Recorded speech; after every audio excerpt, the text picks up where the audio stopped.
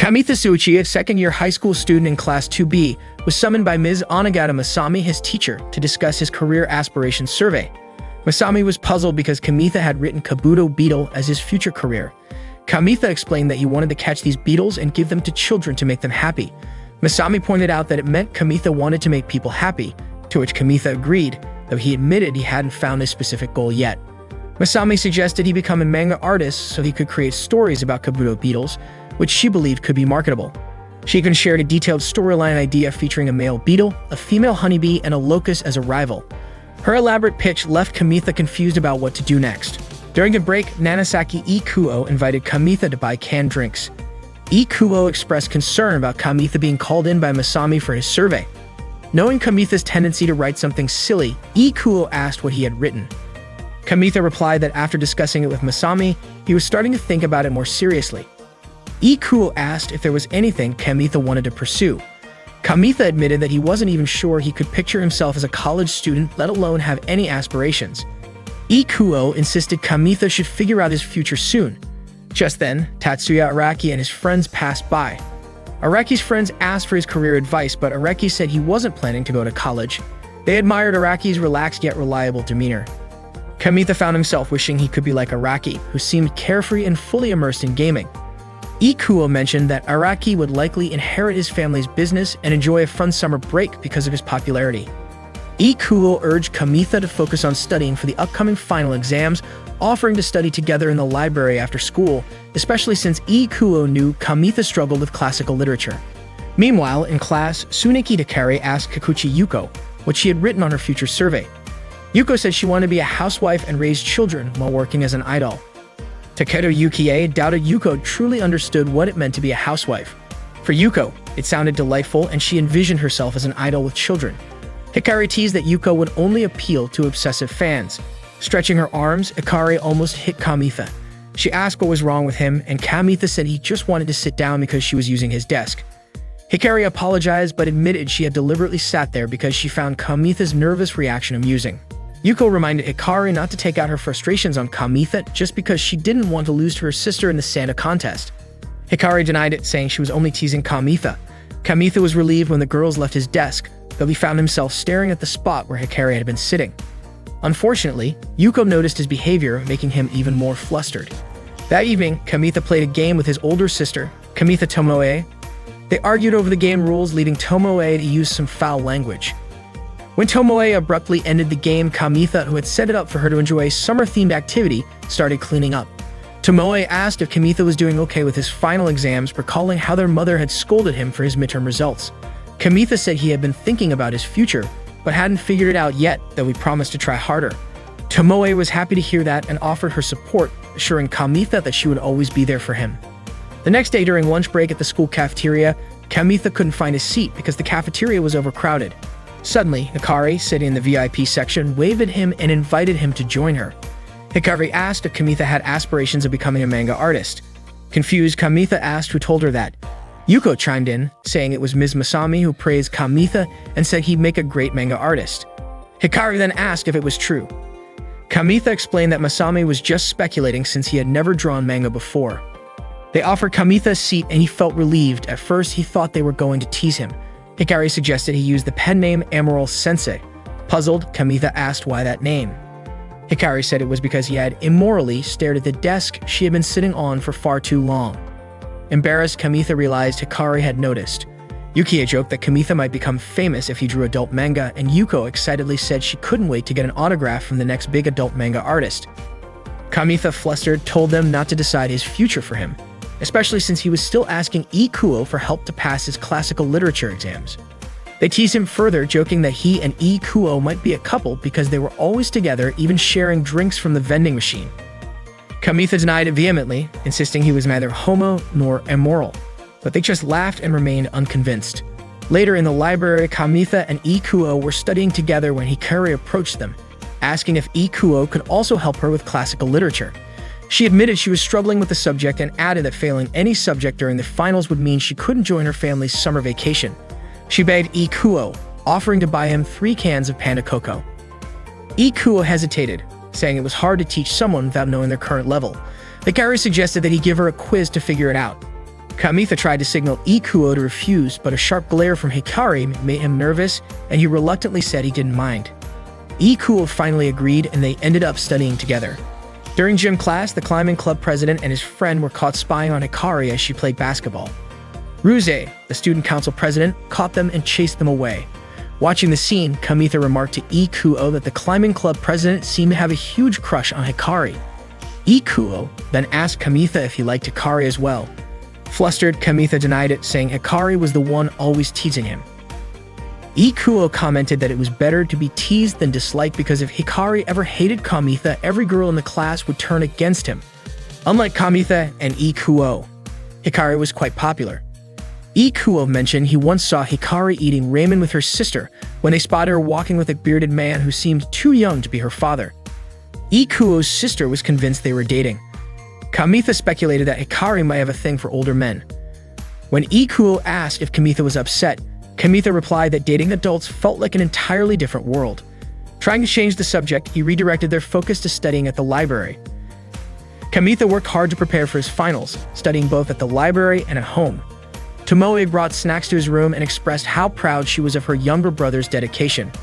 When finals week arrived, Kamitha managed to handle his exams well.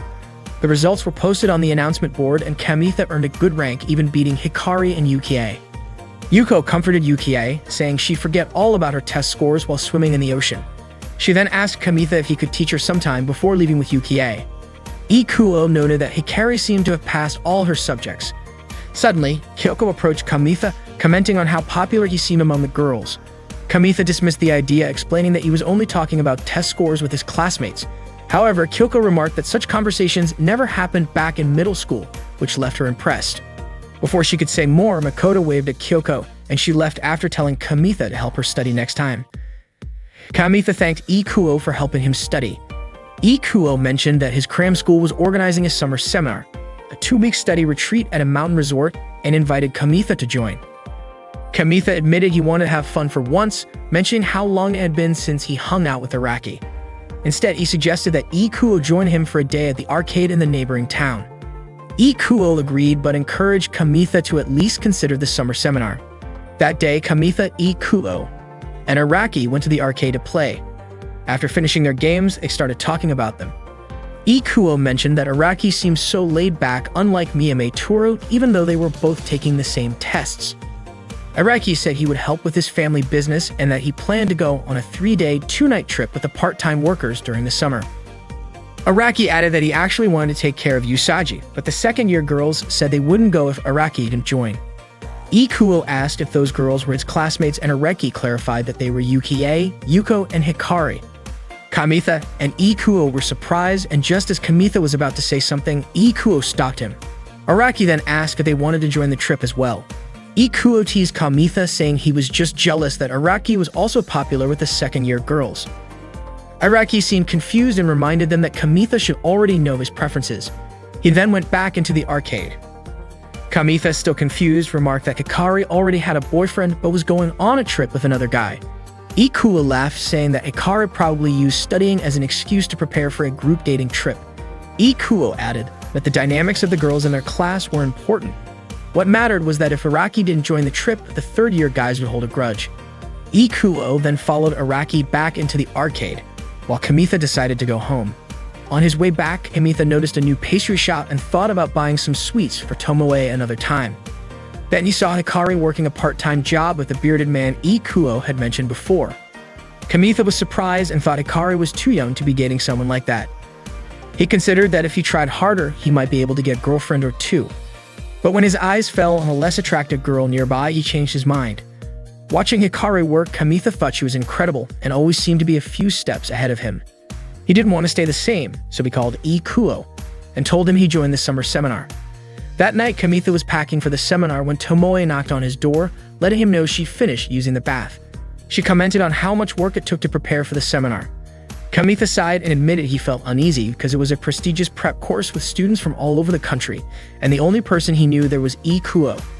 Tomoe reassured him, saying it was a chance to meet some cute girls from other schools. Kamitha blushed and said he wasn't going there to meet girls. Tomoe laughed and praised him for spending his summer vacation studying. She handed him a box of mushroom-shaped chocolates as a gift, which made Kamitha happy. He believed everything would go well as long as he had his favorite chocolate. He thanked Tomoe.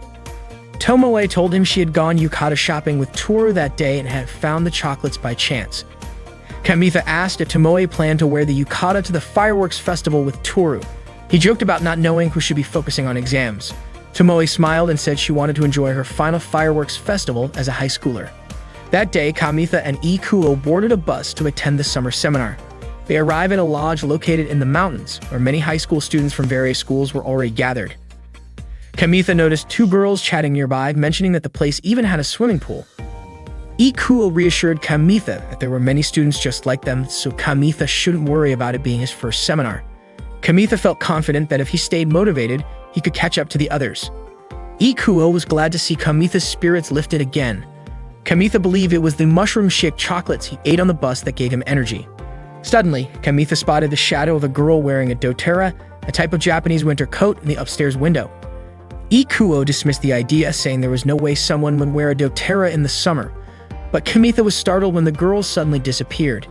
Ikuo teased him, saying it might be the ghost of a test taker who had jumped to their death, a story often told at such seminars. Kamitha begged Ikuo to stop, fearing he wouldn't be able to sleep later.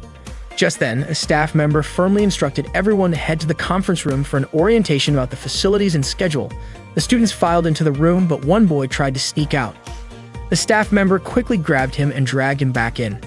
Ikuo was surprised to learn that some students were forced to attend the seminar, and he jokingly warned Kamitha to keep a low profile. That night, Ikuo asked Kamitha how his placement test went. Kamitha admitted he ranked last because he had underestimated the difficulty, thinking it would only cover basic material. Meanwhile, Ikuo was placed in the elite class, alongside the girl they had seen earlier. Her score was far higher than Ikuo's, leading him to suspect she might be a top student from a prestigious school. Kamitha felt naive for thinking he was ready for the seminar. Ikuo encouraged him to rest up for the next day. As Kamitha lay on his futon, he regretted coming to the seminar. He imagined what it would have been like to go to the beach with Hikari instead. In his daydream, Hikari fed him grilled kalbi, and the thought made him blush. Shaking off the fantasy, Kamitha refocused on his goal of improving himself during the seminar. Determined, Kamitha opened the window and declared to the night sky that he would complete the summer seminar no matter what. Suddenly, a beetle crawled into the room, and before Kamitha could react, a girl's hand appeared at the window, startling him. He immediately thought of the ghost story about the test taker. The girl crawled through the window and into Kamitha's room. She was shivering and seemed to need help. Panicked, Kamitha let out a hysterical scream. Kamitha was startled when a girl crawled into the window of his lodge room. He immediately remembered the ghost story about an exam taker who jumped. The girl was shivering and needed help, which made Kamitha scream hysterically. The girl turned out to be Hikari, who asked for a towel. Kamitha, still in shock, questioned if the Hikari before him was a ghost.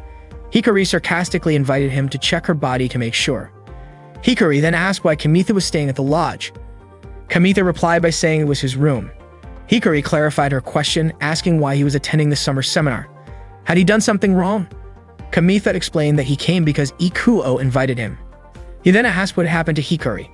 Hikari revealed that she had been kidnapped in a car and brought to that place. Hearing the word kidnapped, Kamitha imagined Hikari tied up looking sensual. He quickly dismissed the inappropriate thought and asked who had kidnapped her. Hikari explained that it was her parents. They had caught her working a part-time job and decided to confine her during the summer break. She went on to say that when she told her parents about her plans to go on a group date trip with Yukie and Yuko, they got angry and dragged her to a hotel in the middle of the forest. Kamitha admitted he had suspected that Hikari had lied about her family vacation. Hikari retorted that no girl would openly share details about her love life, especially since there was no benefit in giving Kamitha a rundown of her summer plans. She looked annoyed. Kamitha realized that the more he pressed Hikari about it, the more irritated she became, like a cornered animal. He then asked if she was planning to leave the mountain dressed like that. Hikari replied that she was. She hadn't expected there to be no bus stops nearby, and her phone had been confiscated by her parents, so she had no choice but to wait for the rain to stop. She also shared how she had been chased by a wild deer, which made her scramble up the open window without thinking. Kamitha accidentally noticed her curvy figure and immediately apologized, saying he wasn't thinking anything inappropriate. At the same time, Hikari apologized for soaking Kamitha's chair. Suddenly, she sneezed. Kamitha handed her a tissue and suggested she change her clothes before catching a cold. Unfortunately, all of Hikari's clothes were wet. She complained that her parents had replaced her BBQ grill with textbooks. Kamitha unintentionally glanced at Hikari's chest, which she noticed, startling him. Hikari mentioned again that all her clothes were soaking wet, prompting Kamitha to suggest borrowing some from the nearby girls. Hikari assumed Kamitha was there with female friends, but he clarified that he wasn't. She admitted that she was more afraid of the police than ghosts in that place. In other words, if a guy showed up in the middle of the night asking to borrow a girl's clothes, she'd probably call the cops. Hikari then asked to borrow Kamitha's clothes. She measured his size by patting his backside and comparing it to hers, concluding that their sizes were similar. She borrowed his gym clothes until hers dried. Kamitha warned her that his gym clothes were sweaty. Hikari sniffed them and said they didn't smell that bad. Kamitha panicked as Hikari sniffed his clothes but allowed her to borrow them. Hikari thanked him and left the room. Kamitha still couldn't believe she walked out with his gym clothes. He even wondered if she'd wear her underwear underneath them. That night, Kamitha dreamed of Hikari repeatedly sniffing him. The next morning, Kamitha was still puzzled about why he had such a strange dream. He entered his basic class, doubting that Hikari would be there. He didn't recognize any of the students in the class, making it difficult to blend in with the situation. During lunch break, Kamitha ran into Ikuo and told him about what had happened the night before. He mentioned that it had left him restless, making it hard to get a good night's sleep. Ikuo was equally surprised to learn that Hikari was attending the summer seminar. Apparently, she wasn't in either the basic or elite class. Out of the blue, Hikari approached Kamitha and Ikuo, greeting them with her usual cheerful tone. They ended up sitting at the same table. Her new friend was Yoshida Mako. Hikari and Makoto were in what they jokingly referred to as the grade recovery class, a special class created just for the two of them. It turned out they were both labeled as troublemakers and had been imprisoned during the last test. Hikari was grateful for Moko's company, saying that if Mako weren't there, she would have been stuck alone with a creepy older man carrying a bamboo sword. Ikuo chimed in, questioning why that instructor insisted on such an outdated look, pointing out that people like that were not well received these days. Mako suggested that maybe the instructor dressed that way to appear intimidating. Ikuo dismissed the idea, saying the outfit was simply over the top. Mako speculated that the instructor might actually be a nice guy, but Hikari disagreed. To her, the instructor was infuriating because he had punished her by making her clean the women's restroom after she escaped from the hotel. Hikari then turned to Kamitha and asked if she could borrow his gym clothes until she was done cleaning the toilets. That's when Mako realized that the oversized clothes Hikari was wearing belonged to Kamitha. Kamitha was taken aback to learn that Hikari was wearing his clothes for such a task, but he said he didn't mind as long as they didn't get too dirty. Ikuo teased Kamitha, wondering why he seemed happy about it. Mako reassured Kamitha that even if the clothes got dirty, he could just use the coin laundry service to wash them. Hikari was surprised to hear about this service and said she'd be ready to escape the place as soon as her clothes were dry. Hikari then extended her hand to Kamitha and gave him some candy. Noticing that he looked sleepy, she told him it would help him stay awake, especially since the lessons after lunch could make anyone drowsy. Kamitha thanked her, admitting that he was still frustrated by his poor placement test results. Despite that, he resolved to do his best for the rest of the seminar, though he doubted he'd have casual conversations with Hikari like this again when the second semester started. After the break, they all returned to their respective classes. Hikari and Mako spent their lesson with the strict instructor. Later, Hikari began cleaning the women's restroom. The instructor warned her that if she tried escaping from the hotel again, her punishment would escalate. He even threatened her with something ridiculous, like being forced to eat a cleaning rag. Exhausted, Hikari lamented how dull the seminar was turning out to be. Mako suggested they take a bath to relax. While chatting, Hikari asked Mako to teach her how to use the laundry machine since she had never done her own laundry before. Her mom had always taken care of it. Hikari was thrilled when she finally learned how to wash her clothes. She thanked Mako, saying she felt like her appeal as a woman had increased because of this newfound skill. Mako confessed that she also dreamed of one day doing laundry for her boyfriend. She casually mentioned that some of the other students were gossiping about Hikari, saying she must be dating Kamitha because she had been seen wearing his gym clothes. Hikari laughed, finding the rumors amusing. She teased that Kamitha had looked a little too eager when he saw her in his gym clothes. She added that she hoped the scent of her body would disappear from the clothes soon. Joking further, she called Kamitha's tastes strange, saying he probably imagined her face in some perverted scenarios. Shiken described him as being brutal. Meanwhile, Kamitha was standing in front of a vending machine about to buy a coffee milk drink. Suddenly, he overheard two girls, Heidama and Marubushi, talking nearby. Tuka was gossiping, calling the girl wearing the high school gym clothes a slut, which meant they were talking about Hikari. They were annoyed by how Hikari was being all lovey-dovey with her boyfriend during lunch. They were sick of seeing her flaunt her affection like that, and they thought she was just showing off her mixed school background in front of students from an all-girls school like them. They suspected that it was all a strategy by Hikari to distract them. Miu was already irritated with Hikari because the night before she had seen Hikari leave her boyfriend's room and even the corridor was wet from her footprints. Miu felt like Hikari was showing off as if she had done something inappropriate in her boyfriend's room. Tuka had even overheard Hikari's boyfriend telling her to put it all in, and the window was still open. Kamitha suddenly yelled out, surprising them all. He shouted that he and Hikari had never done anything inappropriate. Kamitha tried to explain what had really happened with Hikari the night before, but they didn't get it. Miu even accused Kamitha of being inappropriate with a vending machine. Kamitha clarified that he had only lent Hikari his gym clothes because she didn't have any spare clothes. Just then, Hikari appeared, calling out to Kamitha casually and handing him back his gym clothes, still warm from being on her. Mako joked that Hikari had washed the clothes for the first time just for Kamitha and asked Kamitha to praise her. Hikari continued acting like they were a couple, and Kamitha was confused by her sudden change in attitude. He suspected that something must have happened when Hikari was cleaning the restroom. Hikari's words only made Miu more convinced that she and Kamitha had been up to something inappropriate. Miu even told Tuka that they shouldn't let Hikari get away with this. Kamitha insisted that it wasn't true and that Hikari was only washing the clothes she had borrowed from him. Miu and Tuka left, but Kamitha reminded them about their drinks that they had left behind, to which Miu thanked him. Kamitha was still puzzled about Hikari's changing behavior, but Hikari reassured him, saying she was fine. She even asked if Kamitha had been doing something inappropriate with the vending machine. Kamitha denied it, saying that he was just clearing up the misunderstanding with Miu and Tuka. Hearing other students approaching, Hikari quickly pulled Kamitha inside to keep them from being seen. She returned Kamitha's gym clothes and thanked him. The clothes still felt warm, like they had just come off her body. Kamitha thanked Hikari for washing them.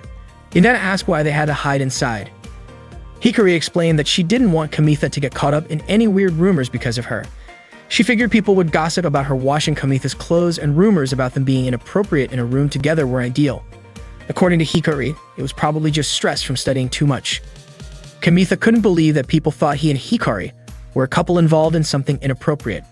Hikari laughed, admitting that she had played around with Malko's misunderstanding earlier with her strange comments.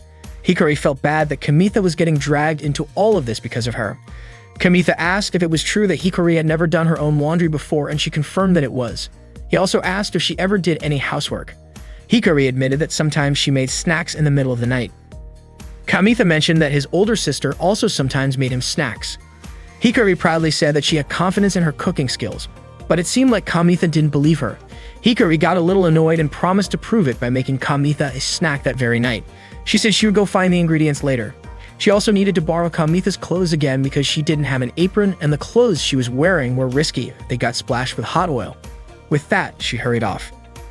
Kamitha was still surprised by how Hikari, who had seemed so down the day before, was now so full of energy. It seemed that no matter the situation, she always managed to enjoy herself.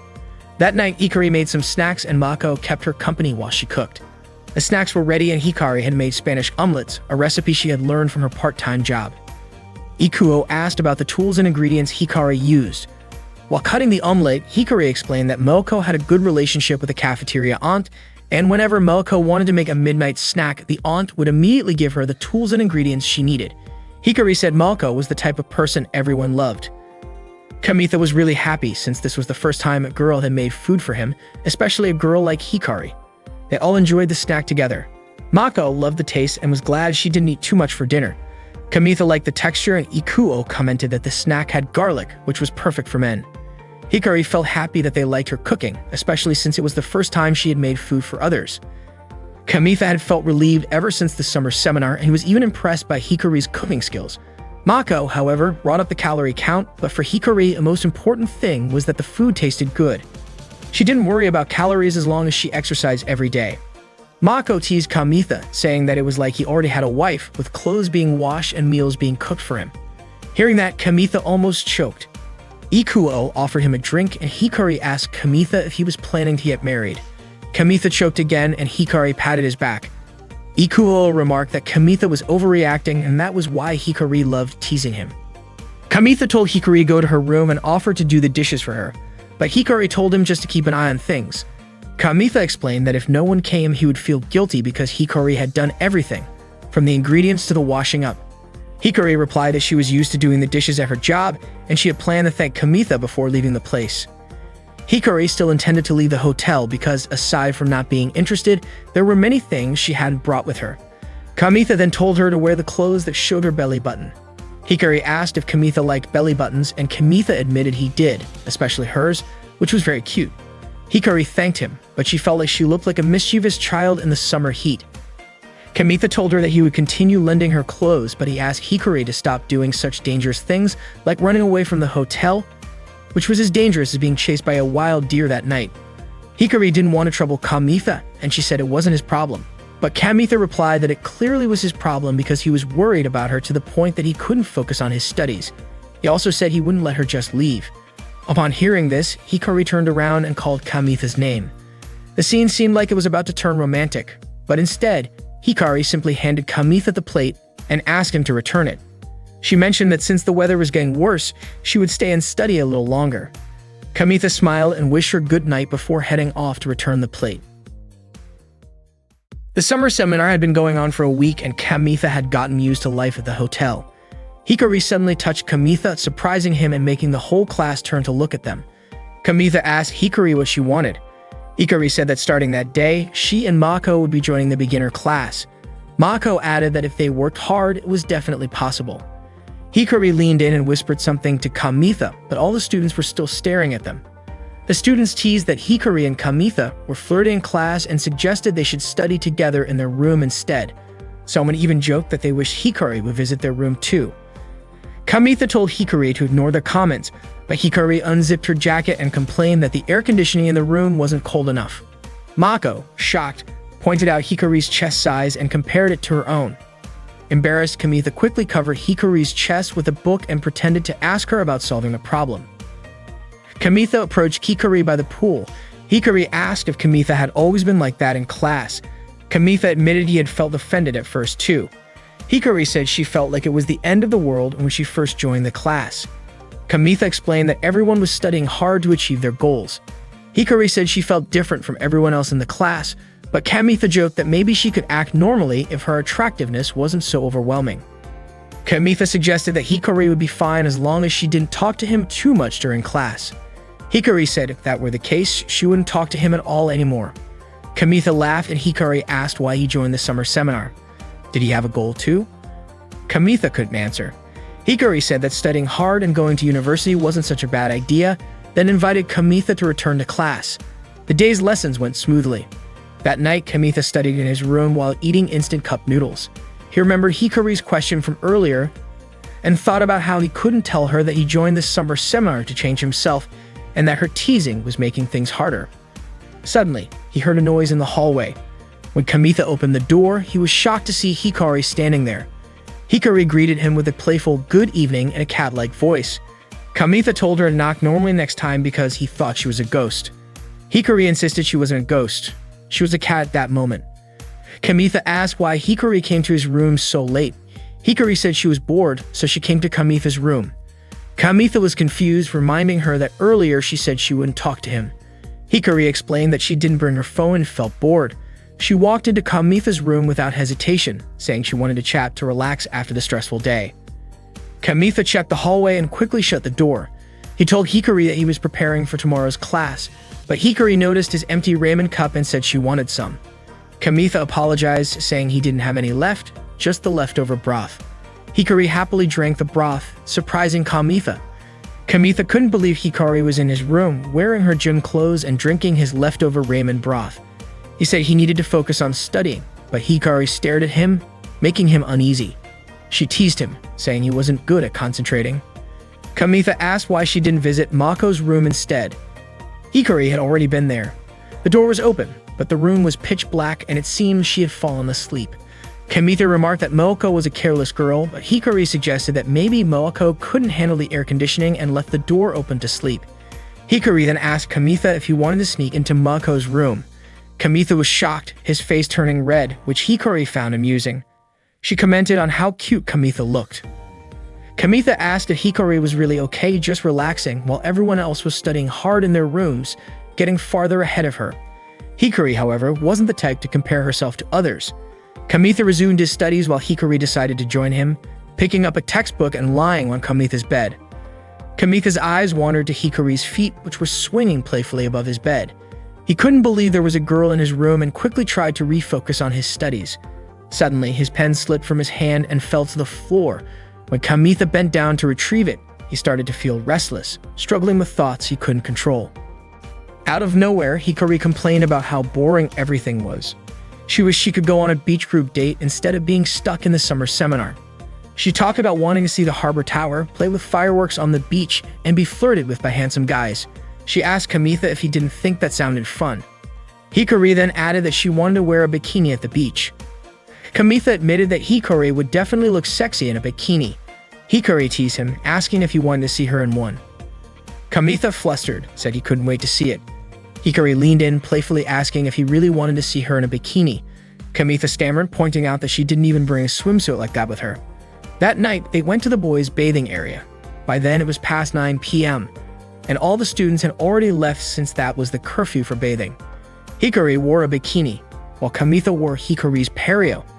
Hikari burst out laughing at the sight, saying it suited him. Kamitha told her to stop laughing since she was the one who forced him to wear it. Hikari mischievously tugged at the pareo, asking for it back. Kamitha quickly stopped her, reminding her she was the one who lent it to him in exchange for his gym clothes. Kamitha then asked why they had to go to the boys' bathing area. Hikari playfully suggested they could go to the girls' bathing area instead. Kamitha clarified that wasn't what he meant. He just didn't understand why she needed to show off her bikini in the bath area instead of just staying in his room. Hikari complained about mosquitoes in his room and said she didn't want to be cramped in a tiny bathroom with him. Hikari then asked Kamitha what he thought of her bikini. Kamitha admitted that it was tempting his willpower. Hikari told him to say it louder, and Kamitha obliged, repeating his comment louder. Hikari thanked Kamitha, saying she really wanted to be complimented by a guy on her new bikini. Apparently, her parents had mistaken it for underwear, which was why it ended up in her bag in the first place. Hikari invited Kamitha to get into the bath. She said it made her nervous knowing there were guys bathing there, even though Kamitha was with her. She laughed, saying the last time she went to the men's bath was back in grade school. She then asked Kamitha when the last time was that he went into the women's bath. Kamitha replied that it was also in grade school and asked her to change the subject. Hikari then asked if it felt weird to be in a hot spring wearing swimsuits. Kamitha admitted that it did feel a bit strange. He realized that soaking in warm water while fully clothed was indeed odd. Hikari joked that it felt like wetting your pants as a kid. Kamitha couldn't help but imagine it, and he quickly turned away. Hikari asked why Kamitha suddenly distanced himself, saying she was only joking. Kamitha felt lightheaded from all the strange things Hikari was saying. Suddenly, they heard the sound of a door opening. They panicked, realizing someone was coming into the bath. Kamitha was at a loss for what to do, but Hikari told him to handle it while she held her breath and dove underwater. It turned out to be the instructor who came in to soak in the bath. She asked Kamitha what he was doing in the bath so late. Kamitha greeted her nervously. The instructor reminded him that it was past the students' bath time. Kamitha, thinking fast, said he wanted to have a chat with her while they bathed together. The instructor frowned and reminded him that such interactions were against the rules. She told him to leave and return to his room. Kamitha was worried the instructor would suspect something if she saw him leaving the bath wearing Hikari's pareo. He stepped out anyway, but not before trying to think of a way to keep Hikari hidden. The instructor was shocked when she saw Kamitha wearing the pareo. She called it inappropriate, particularly since something appeared to bulge beneath it. Embarrassed, Kamitha offered to scrub the instructor's back for her. The instructor, startled, quickly made up an excuse, saying she needed to finish grading exams and that she hadn't sweat much that day. She left the bath, and Kamitha finally breathed a sigh of relief. Hikari surfaced to catch her breath, asking where the instructor had gone. Kamitha told her she had already left. Hikari asked how Kamitha had managed to get rid of her, and Kamitha replied that he wasn't sure why the instructor left. Hikari teased him, calling him an amazing guy for handling the situation so well. Suddenly, Hikari fainted, and Kamitha rushed to help her. That night, Kamitha walked Hikari back to her room. Hikari asked why he was escorting her when she only felt a little dizzy in the bath. Kamitha explained that it was the first time he'd seen someone faint in front of him, and he couldn't help but worry. Hikari teased Kamitha, asking why he would dress someone who fainted. Kamitha denied it, saying she had dressed herself. Hikari laughed, asking if Kamitha wanted to see her room. She invited him in and turned on the light, but she immediately blushed upon realizing her underwear was hanging in plain view. She quickly turned off the light, flustered. Kamitha said he wanted to go back to his room, but Hikari stopped him. Kamitha assured her he hadn't seen or smelled anything. Hikari then suggested they go outside to get some fresh air. They went near the swimming pool, and Hikari asked if she had overdone it that day. Bathing with Kamitha had made her nervous. Kamitha replied that he always felt nervous no matter where he was. Suddenly, they saw a deer. Hikari was scared it might chase her again, but fortunately, there was a fence so the deer couldn't get close. Kamitha threw a small ball at it and the deer ran away. He explained that deer are nocturnal animals and probably came there to look for food. He then teased Hikari, comparing her to the deer since she also loved midnight snacks. Hikari got annoyed and said it wasn't fair to compare her to a deer. Kamitha quickly apologized. She smiled and remarked that she had learned a lot about him during the summer seminar, but he still didn't seem to understand her. Kamitha then asked if it was easy for girls to lie, referring to how Hikari had wanted to attend a group date, but had said it was a family trip instead. Hikari argued that it wasn't a lie since she might actually go on a family trip when she has a family in the future. Kamitha admitted he didn't get how her mind worked, adding that girls in love were truly unbeatable. Hikari, in turn, teased Kamitha for being too simple-minded, saying that group date trips were more complicated than he thought. Kamitha asked if she liked Araki, who was quite popular. Hikari playfully accused Kamitha of being jealous of Araki. Kamitha denied it, saying that anything about Araki was confidential. Kamitha then asked if the chef at her part-time job was her boyfriend. Hikari was surprised and asked when Kamitha had gone to her workplace. She suspected him of revealing her secret job. Kamitha denied this, saying he had no idea what she was talking about. Hikari explained that the school had informed her parents after someone reported her to the disciplinary committee. She admitted it was her fault for working secretly. Kamitha mentioned seeing her talking with the chef.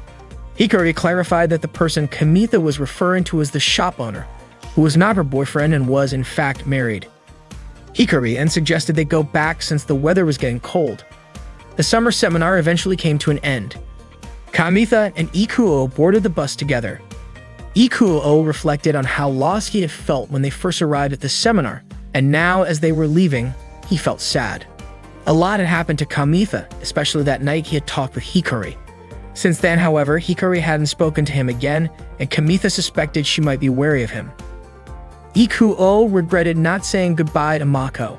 Kamitha noticed Mako at a window on the upper floor, but he reassured himself that Mako wasn't a ghost.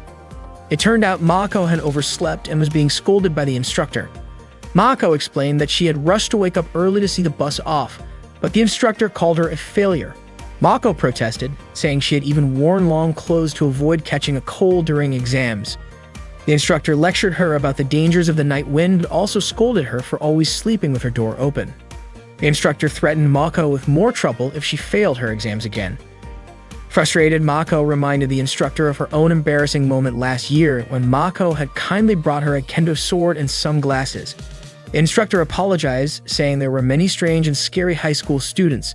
She then mentioned a close call in the bathhouse where she was almost ambushed. That evening, Hikari visited her workplace to meet the shop owner. She had quit her part-time job after her parents found out about it. The shop owner assured her that her parents must have had their reasons and encouraged her to talk things through with them. Hikari had come to the shop to seek advice from the owner. That night, she got her phone back and called Yukie to tell her everything that had happened. Yukie asked if there were any cute guys at the summer seminar, but Hikari said that everyone there was too focused on studying and had a serious vibe. Yukie teased her, asking if Hikari liked anyone there. Hikari, annoyed, said that the only things worth mentioning there were an old man with a kendo sword and a deer. She then asked about Yukie's vacation, but Yukie said it had been nothing special.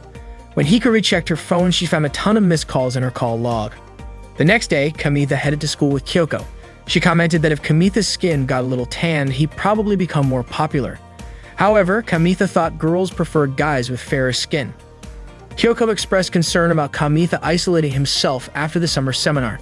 She said he shouldn't waste his precious vacation time and suggested that he should have gone to the city to flirt with girls, offering to help him out with that. As they walked, Kamitha noticed Hikari staring at Araki, who was walking with Yukie. He found it odd, wondering when Araki had become close with Yukie. Kamitha couldn't shake off the feeling that Hikari was still suspicious of him for leaking her secret. The new school semester had started, but Kamitha was feeling down because Hikari had been ignoring him. At the vending machine, Ikuo approached Kamitha looking unusually cheerful. Curious, Kamitha asked what happened to make Ikuo so happy. Ikuo shared that he had finally reconnected with an old friend after a long time. Kamitha rarely saw Ikuo in such high spirits. Ikuo then asked if there was a girl Kamitha liked. The question caught Kamitha off guard and he quickly denied having any crushes. Unconvinced, Ikuo kept teasing him, but Kamitha maintained his denial. Ikuo remarked that having someone to like would make life feel more beautiful, leaving Kamitha wondering why Ikuo had suddenly become so upbeat. Meanwhile, Hikari, Yukie, and Yuko were chatting that morning. Yukie bragged about how she had invited Araki to walk to school together so they could spend some time alone. She proudly shared that she'd been getting cozy with Araki, although she hadn't confessed her feelings to him yet. Kamitha saw the three of them talking, and he overheard Hikari saying that if she had a boyfriend, she would also act lovey-dovey with him. Hearing this, Kamitha couldn't help but imagine Hikari acting cute as his girlfriend. Later, Kamitha found a note from Hikari asking him to meet her behind the school. Curious, he went to the designated spot where Hikari approached him. Kamitha asked why she wanted to meet him there. Hikari explained that she wanted to return his gym uniform. She also asked Kamitha to keep their time together at the summer seminar a secret because she didn't want Yuki finding out they had spent time together. Kamitha, however, suspected her motives. He asked if Hikari was worried that Yukie might try to steal Araki from her if the rumor spread. Hikari denied it, but Kamitha wasn't convinced. If that wasn't the case, why didn't she just return the uniform in class? He also questioned her change in behavior after their conversation at the hotel pool. Hikari admitted she had her reasons, but Kamitha pressed further, asking if she was embarrassed about being seen with him. Hikari explained that when Yukie called her, she had asked if Hikari had met any nice guys. Yukie's intuition was sharp, so Hikari panicked and lied, saying she had only encountered a deer. Kamitha couldn't understand Hikari's behavior since she was usually so straightforward. Frustrated, Hikari grabbed the gym uniform back, but Kamitha refused to take it unless she gave him a proper explanation. Suddenly, Makoto appeared and apologized for interrupting them, jokingly asking if they were in the middle of a breakup. Both Kamitha and Hikari immediately denied it in unison. Kamitha recognized Makoto as one of Kyoko's friends and a member of the disciplinary committee. She explained that she was patrolling the area because couples had been caught engaging in inappropriate behavior around the school. Hikari clarified that Makoto had misunderstood. She and Kamitha were not dating. Makoto explained that she had suspected otherwise because the back of the school and the pump house were popular spots for couples to hang out. She also noted that summer seemed to make students more adventurous, and the disciplinary committee had been busy since the start of the semester. Makoto went on to share that she had recently caught a couple in the rabbit shed. The situation was so extreme that she fled without even reprimanding them. Hikari, curious, asked what exactly the couple had been doing. Makoto hesitantly admitted that they were using carrots and celery inappropriately. Both Hikari and Kamitha were shocked. Changing the subject, Makoto mentioned that before summer break, the disciplinary committee had received a report about a student working a part-time job. Kamitha asked if the job was at a Spanish bar, but Makoto refused to reveal any details. Hikari then threatened to report Makoto to her supervisor if she didn't perform her duties properly. Under pressure, Makoto reluctantly admitted that the part-time job was indeed at a bar, though she didn't know the specifics.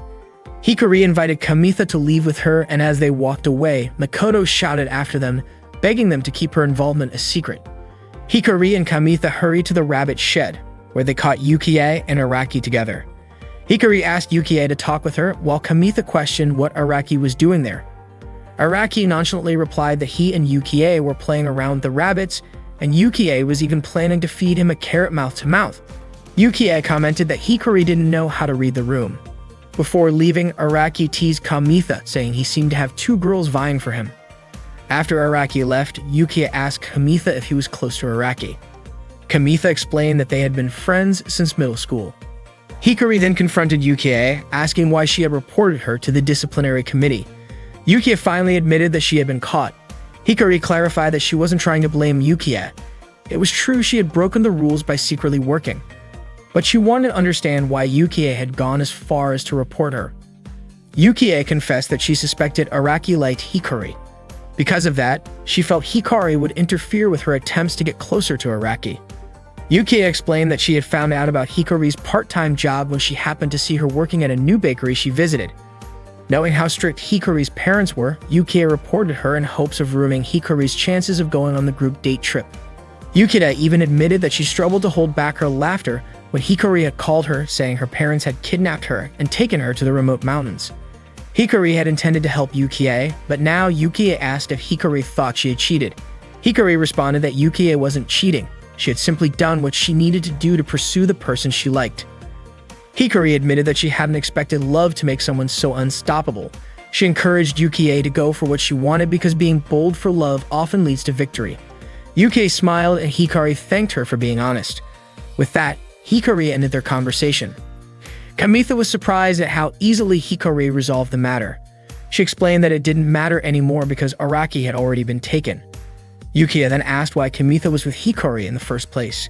Hikari explained that she initially suspected Kamitha of reporting her to the disciplinary committee, but she also wanted Kamitha to know the truth. Yukie apologized to Kamitha, joking that being suspected by Hikari must have been terrifying. Kamitha reassured her, saying that if Araki found a human girlfriend, he would always support him. Hikari agreed. Later, Hikari invited Kamitha to the bakery where she worked part-time. She made him a snack as an apology for suspecting him earlier. Kamitha loved the food. It was something he had never tried before. Hikari felt fortunate to have the chance to apologize now because she realized it was getting harder to talk to Kamitha as time went on.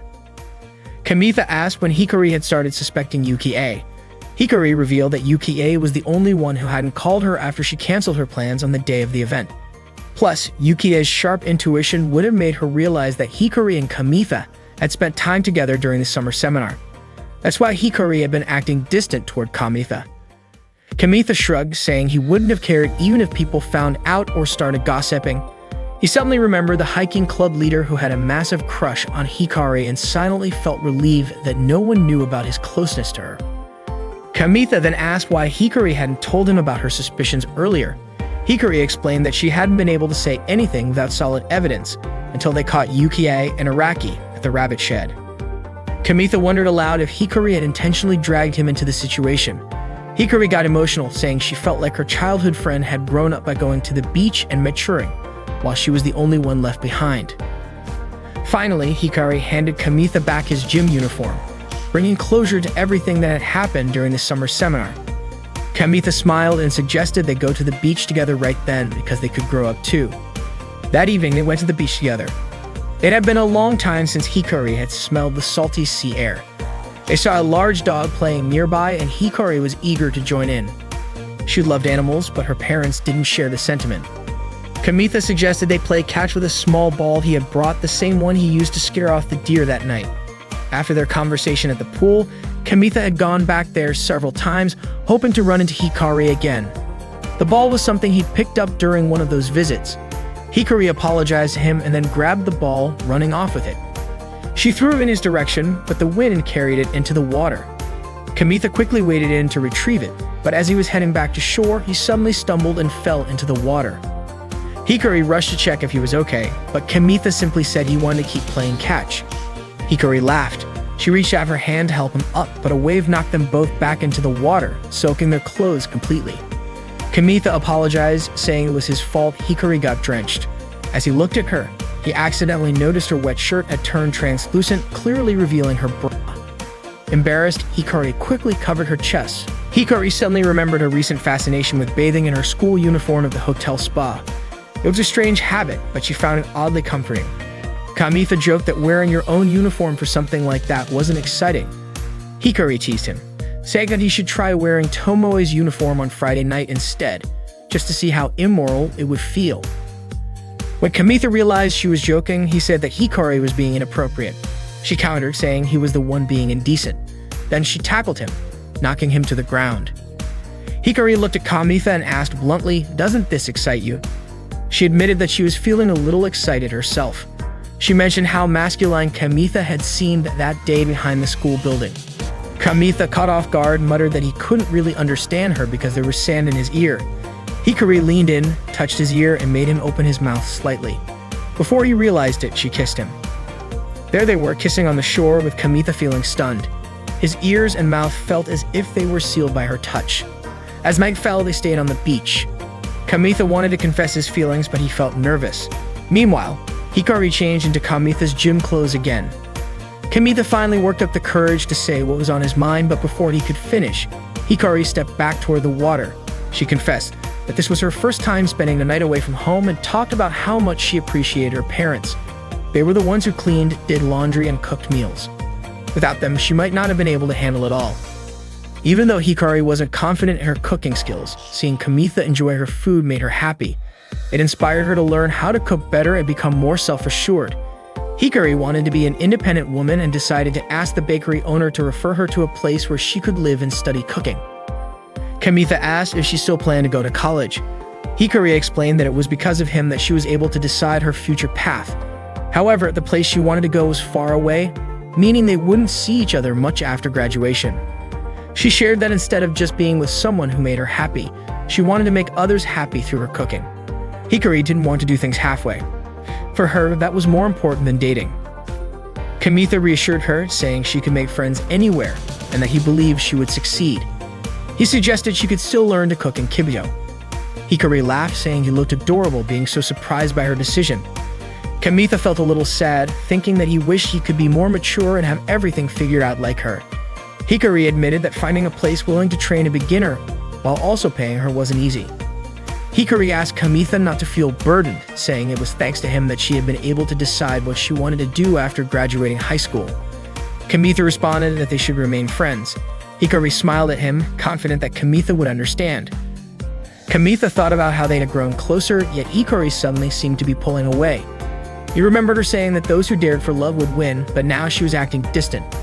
Kamitha couldn't understand how someone who spoke so boldly about love could be so practical when it came to real life. Hikari leaned in and kissed Kamitha on the cheek, promising to do her best. In that moment, for the first time, Kamitha thought he could truly hear his own heart. One day, Yuki had decided to break up with Araki because every time they played house, she was always assigned the role of the baby.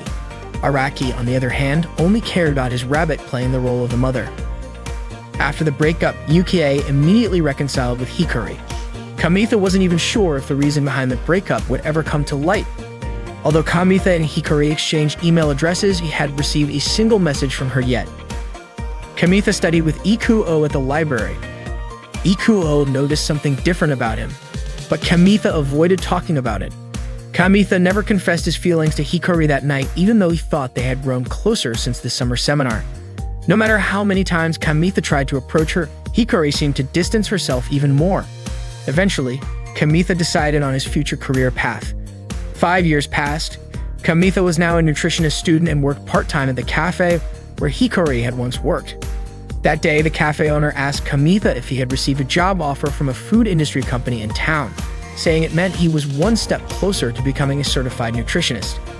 Kamitha replied that his future still felt far off because he wasn't yet professional. The cafe owner then asked if Kamitha knew anyone in the food business besides himself. Kamitha admitted that he did, explaining that this was why he had kept his desire to become a nutritionist a secret. The owner revealed that he was expecting a baby soon, meaning he would be spending less time at the cafe. He added that he had found someone to help Kamitha. This person had once worked odd jobs at the cafe and had returned from their studies in Spain. They were now a specialist in dishes like omelets and venison. The owner said the person would arrive after lunch. Not long after, a young woman walked into the cafe and greeted Kamitha. It was Hikari. Hikari asked if Kamitha was the college student working part-time at the cafe. Kamitha nodded, confirming it. That day, Kamitha was playing the deer game with Ikuo and Araki. Kamitha won the game and got a pure deer claw item, which he showed to Ikuo and Araki. Araki then asked Kamitha to give the item to him, but Kamitha refused, saying that it was his deer that had earned it. Suddenly, Miyame Toru overheard their conversation about the pure deer claw item. Toru greeted them and asked if Araki had been secretly raising a deer. Araki admitted to it, and Ikuo said that if Toru thought they were playing an erotic game, she was completely mistaken. Kamitha explained that the Deer Love game was a training game for animals of all ages. Toru then asked if there was any item that Kamitha wanted. Kamitha asked if Toru wanted the pure deer claw item. Toru introduced herself and said she wanted to trade her item for Kamitha's pure deer claw item. Kamitha was surprised by the size of Toru's deer, and Araki even called it a deer god. Kamitha was curious about how Toru raised her deer. Toru said she had been playing the game since its release and asked if they had only just started playing. Kamitha was surprised because they had also been playing since the game was first released, and he wondered how long one would need to play to have a deer that big. Kamitha then decided to give the pure deer claw item to Toru. Toru asked to see Kamitha's deer status before she would hand over her item, but the close proximity of Toru's face made Kamitha very nervous. Toru said Kamitha's deer was a night battle expert, and Kamitha responded that deer were nocturnal animals. Suddenly, Shiori's voice was heard calling Toru to the club room. Shiori arrived with Tomoe, and Tomoe was surprised to see Kamitha, Ikuo, and Araki. They greeted Mo, who mentioned how they always play the deer game at both home and school as if they were possessed. Toru immediately called Kamitha by his name and greeted him, saying it was nice to meet him. Kamitha was surprised because Toru knew his real name. Shiori quickly pulled Toru to check her size in the club room, even though Toru hadn't decided yet to become her model. Toru apologized to Kamitha, and Kamitha reassured her that it was fine because they could trade items the next time they met. Toru promised that she would give Kamitha an item as a gift next time, and Shiori continued to pull Toru along. That night, Kamitha was playing the deer game in his room and lost. It was tough playing at a high level, and he wondered if it would be easier with Toru's deer. Kamitha thought that Toru was a calm person, and he imagined that if only his older sister had the same personality, they wouldn't fight over the bathroom every morning. Kamitha then decided he wanted to raise a deer to match Toru's, so he could be as good a gamer as she was. The next day, Kamitha and his friends went to their usual spot to play games during their school break. Araki was surprised that Toru, who was considered an esteemed student, turned out to be a gamer. He had no idea. Ikuo asked Kamitha if he was sure about giving the item to Toru. Kamitha was confident, and he believed that as a reward, they could become friends with Toru and exchange information. Even after seeing Toru's huge deer, Kamitha wasn't going to back out, and as a gamer, he wanted to show his determination. They were all shocked to see Toru lying on the bench where they usually played games. Toru had purposely come to that spot to give Kamitha an item as a thank you for his kindness and invited him to play again. After school, the four of them went to a karaoke place. Araki suggested they go there when Kamitha said they needed to find a more suitable place to exchange items. Toru wanted to sing first. Ikuo whispered to Kamitha, commenting on how Toru was singing even though they had come to exchange items. Kamitha said it was fine since they were at a karaoke place. Ikuo felt uneasy because all he and Kamitha knew were cartoon songs and game soundtracks. However, they were both surprised when Toru sang a song from the Inago Mask soundtrack and even mimicked the opening dance moves. Meanwhile, Shiori and Tomoe went to a cafe, and Shiori told Tomoe that Toru had given Kamitha an item she had made herself. Tomoe was sure that Toru must have stayed up late making it because Toru looked really sleepy that day. The waitress brought them drinks, and it turned out the waitress was Hikari, who was working part-time. Hikari didn't expect Tomoe, the Miss Santa, to show up at the cafe where she worked. She really wanted to talk to her, but she had to keep her part-time job a secret. After Toru finished singing the Inago Mask song, Araki said it was time to exchange items. However, Toru asked for a short break. She passed by Kamitha and Ikuo, who were sitting. Kamitha felt nervous when Toru walked past him and sat next to him. Seeing Kamitha enjoying his pudding a la mode, Toru asked if he liked that dessert. Kamitha said that he actually liked sweet foods. Toru then asked if she could try some.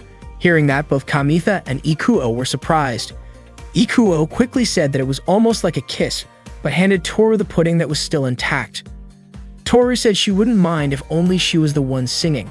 Kamitha responded that they all knew cartoon songs, so they joined in and sing too. Toru explained that she had prepared equipment for the night battle along with a bonus feature to determine the enemy's location. Kamitha was very happy because the item matched his deer's abilities, and he thanked her. Araki asked if Toru liked multiplayer games. Toru asked why Araki was asking that. Araki replied that it was because her night vision goggles would shine brightly during a duel. Toru said that most of the games she liked were multiplayer. Kamitha said that they also enjoyed multiplayer games. Araki again suggested they play together the newly launched Mirusu game. Kamitha asked if Toru wanted to play that game with them. Toru said she had already pre-ordered it. Over time, they got closer, and they went together to buy the game to play together. They started playing the game and created their characters. Kamitha chose a bear, and Ikuo asked why Kamitha wasn't using any equipment. Kamitha guessed that the high starting parameters must be the specialization of the bear. Toru used a rabbit character, and Kamitha thought her slim physique really represented Toru's image. The game began, and they agreed to start in the forest as their initial arena. When the game started, Kamitha couldn't see the others. The area he was in didn't show his friends' characters. Toru said a rabbit character was walking on a bridge. It was so hard to meet even friends in that game, let alone enemies. The image displayed in Araki's game showed Toru's rabbit character's backside as it walked. Apparently, Araki's fox kept pushing the rabbit, and they both fell off the bridge. Both the rabbit and the fox died in the game. Toru asked Araki to adjust the camera placement correctly. Araki realized that his fox character had died. Kamitha's bear character suddenly died as well. Ikuo's shooter character was immediately attacked by enemies and died too. They all lost, but they were so excited because the game was really fun.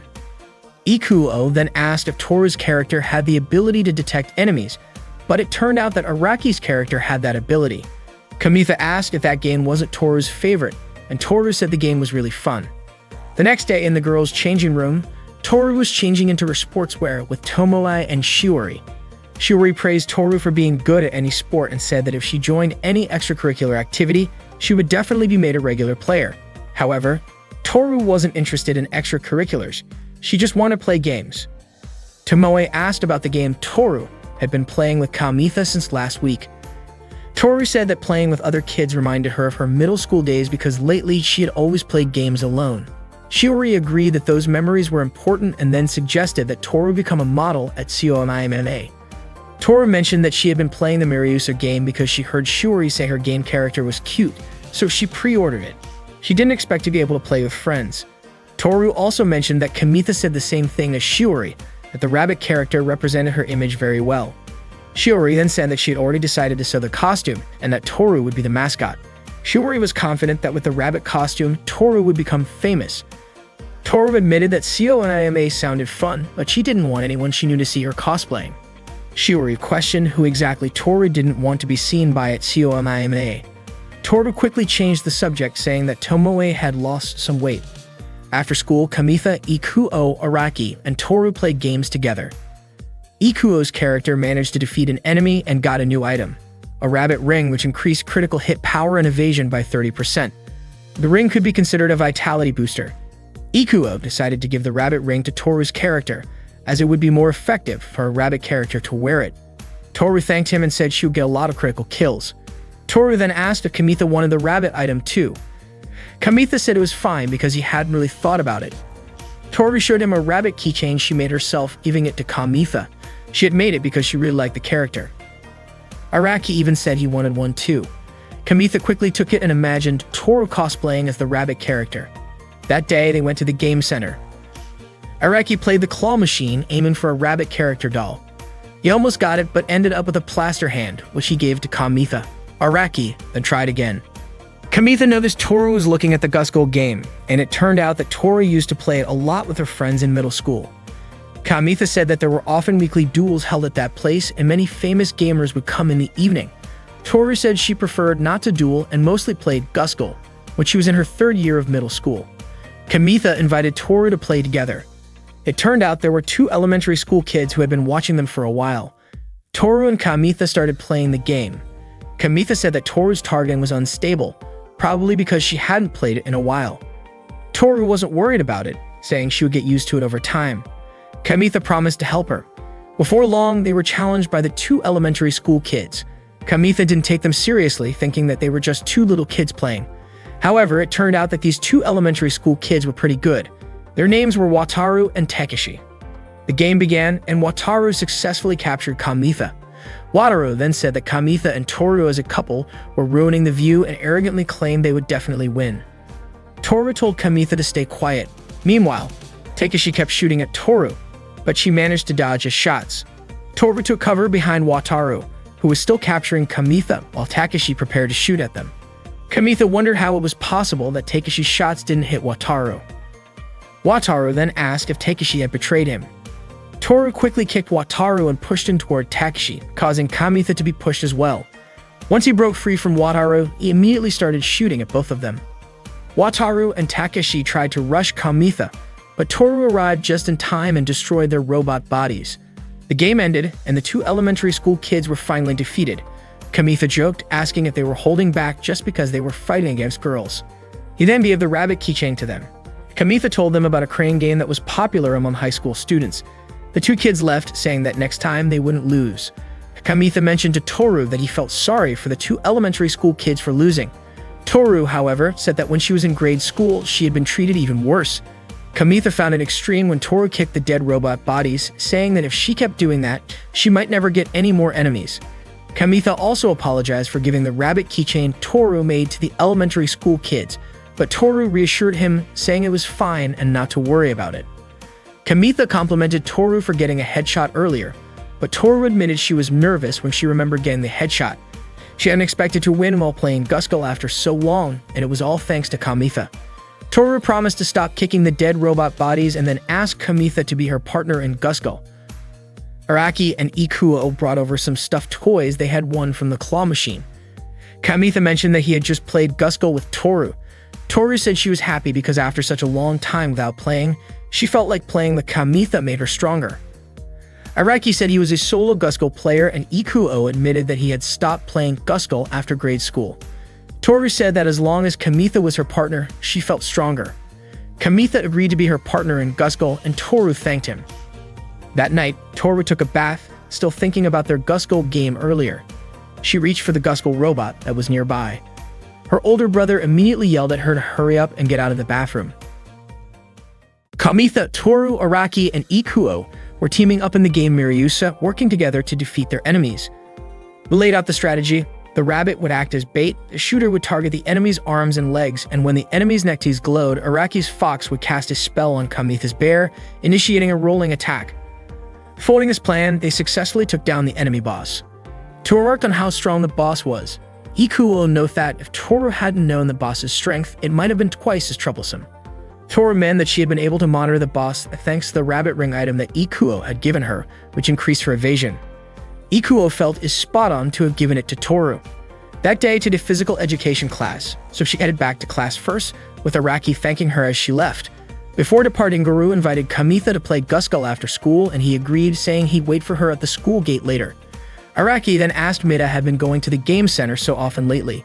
Kamitha explained that been playing Guskull every day to the point where his wallet was getting thin. Ikuo commented that due together in the game made it end quickly. Araki suggested that maybe Mida wasn't interested in other games and proposed they play something that didn't cost much. Kamitha agreed and asked if he knew of a game center that offered game grabbed. Ikuo mentioned that it wasn't tillable in Kibito, so Kamitha would need to find a substitute game as his partner. Kamitha then asked if Ikuo would with him. Ikuo replied that he'd been playing a lot lately and wanted to study at home that day. At the game center, Kamitha tried Toru to play another game. He suggested they try the bus stop game and explain how to score points. However, Toru didn't seem interested and to play Guskull instead. At that time, Toru played Guskull with Iku, her partner. Araki was surprised that they won, even though it was their first time teaming up. Ikuo was worried because Toru's playstyle, one-handed victory, could cause problems. Toru was indeed skilled, but it might make others like her. When their opponents lost, they immediately approached Toru, making Kamitha very concerned for her. Fortunately, the opponents just gave Toru a thumbs to Kamitha.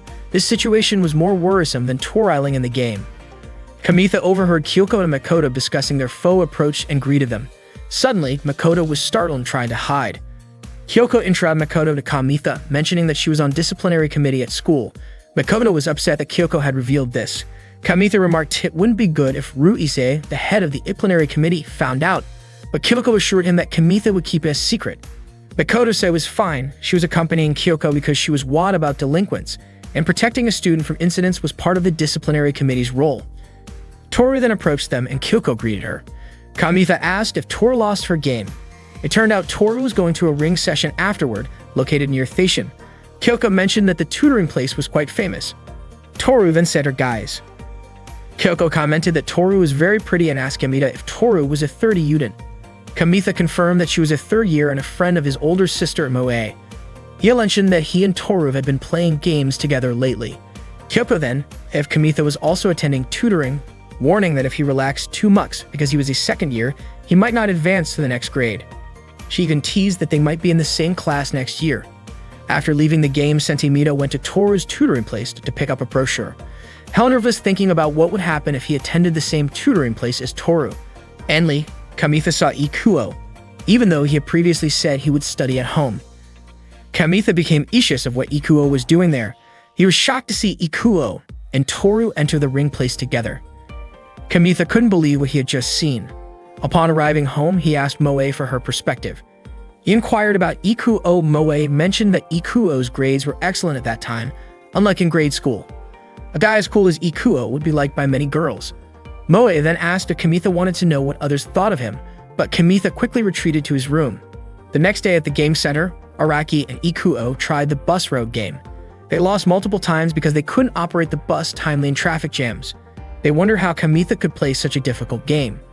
Araki vowed to beat Kamitha's high score. Meanwhile, Kamitha and Toru were waiting in line to play Gusgal. When it was their turn, Toru was well known among the kids at the game center, and they invited her to play with them. Toru asked Kamitha and he agreed, choosing to play the bus road game instead. The game center was bustling on the weekend. Kamitha couldn't get close to Toru at all. It's no surprise Toru became popular. She was a girl obsessed with winning.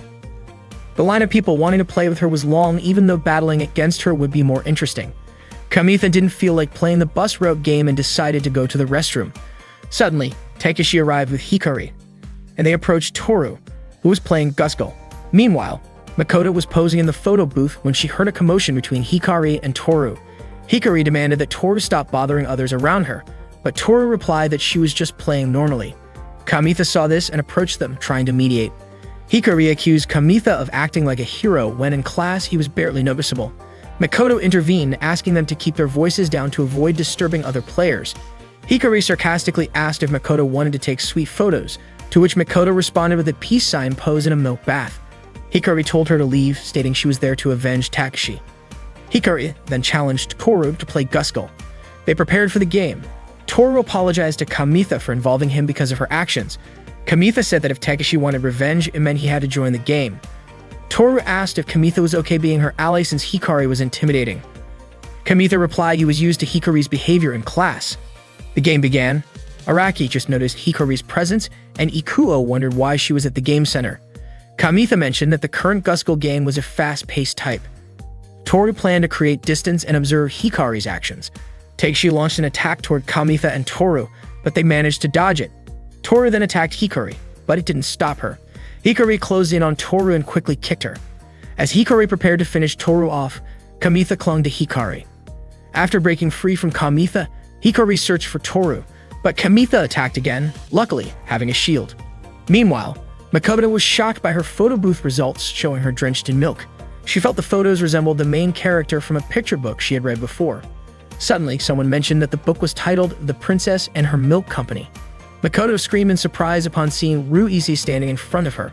Ruize asked if Makoto was taking photos at the game center and suggested she teach Makoto how a disciplinary committee member should spend their time. Araki finally managed to achieve the highest score in the bus road game. Ikuo informed Araki that a girl was being caught by the disciplinary committee. Kamitha mentioned that the girl was someone he knew, the same girl who had come to the game center the previous day. Makoto kept apologizing to Ruize for her mistake. Ikuo then asked if they should run away too. Araki wondered why the disciplinary committee wouldn't just leave game center enthusiasts alone.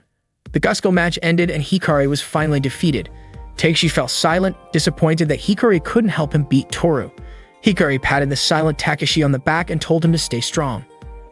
Kamitha praised Toru's skill for winning yet again. Suddenly, Araki and Ikuo warned everyone that they had to escape and pointed toward Makoto, who was being confronted by Ruize. When Kamitha saw this, he immediately urged Toru to leave. Hikari, confused about why Kamitha and Toru were running, then noticed Makoto and Ruize. She quickly grabbed Takeshi and ran away as well. The four of them hid in a narrow alley.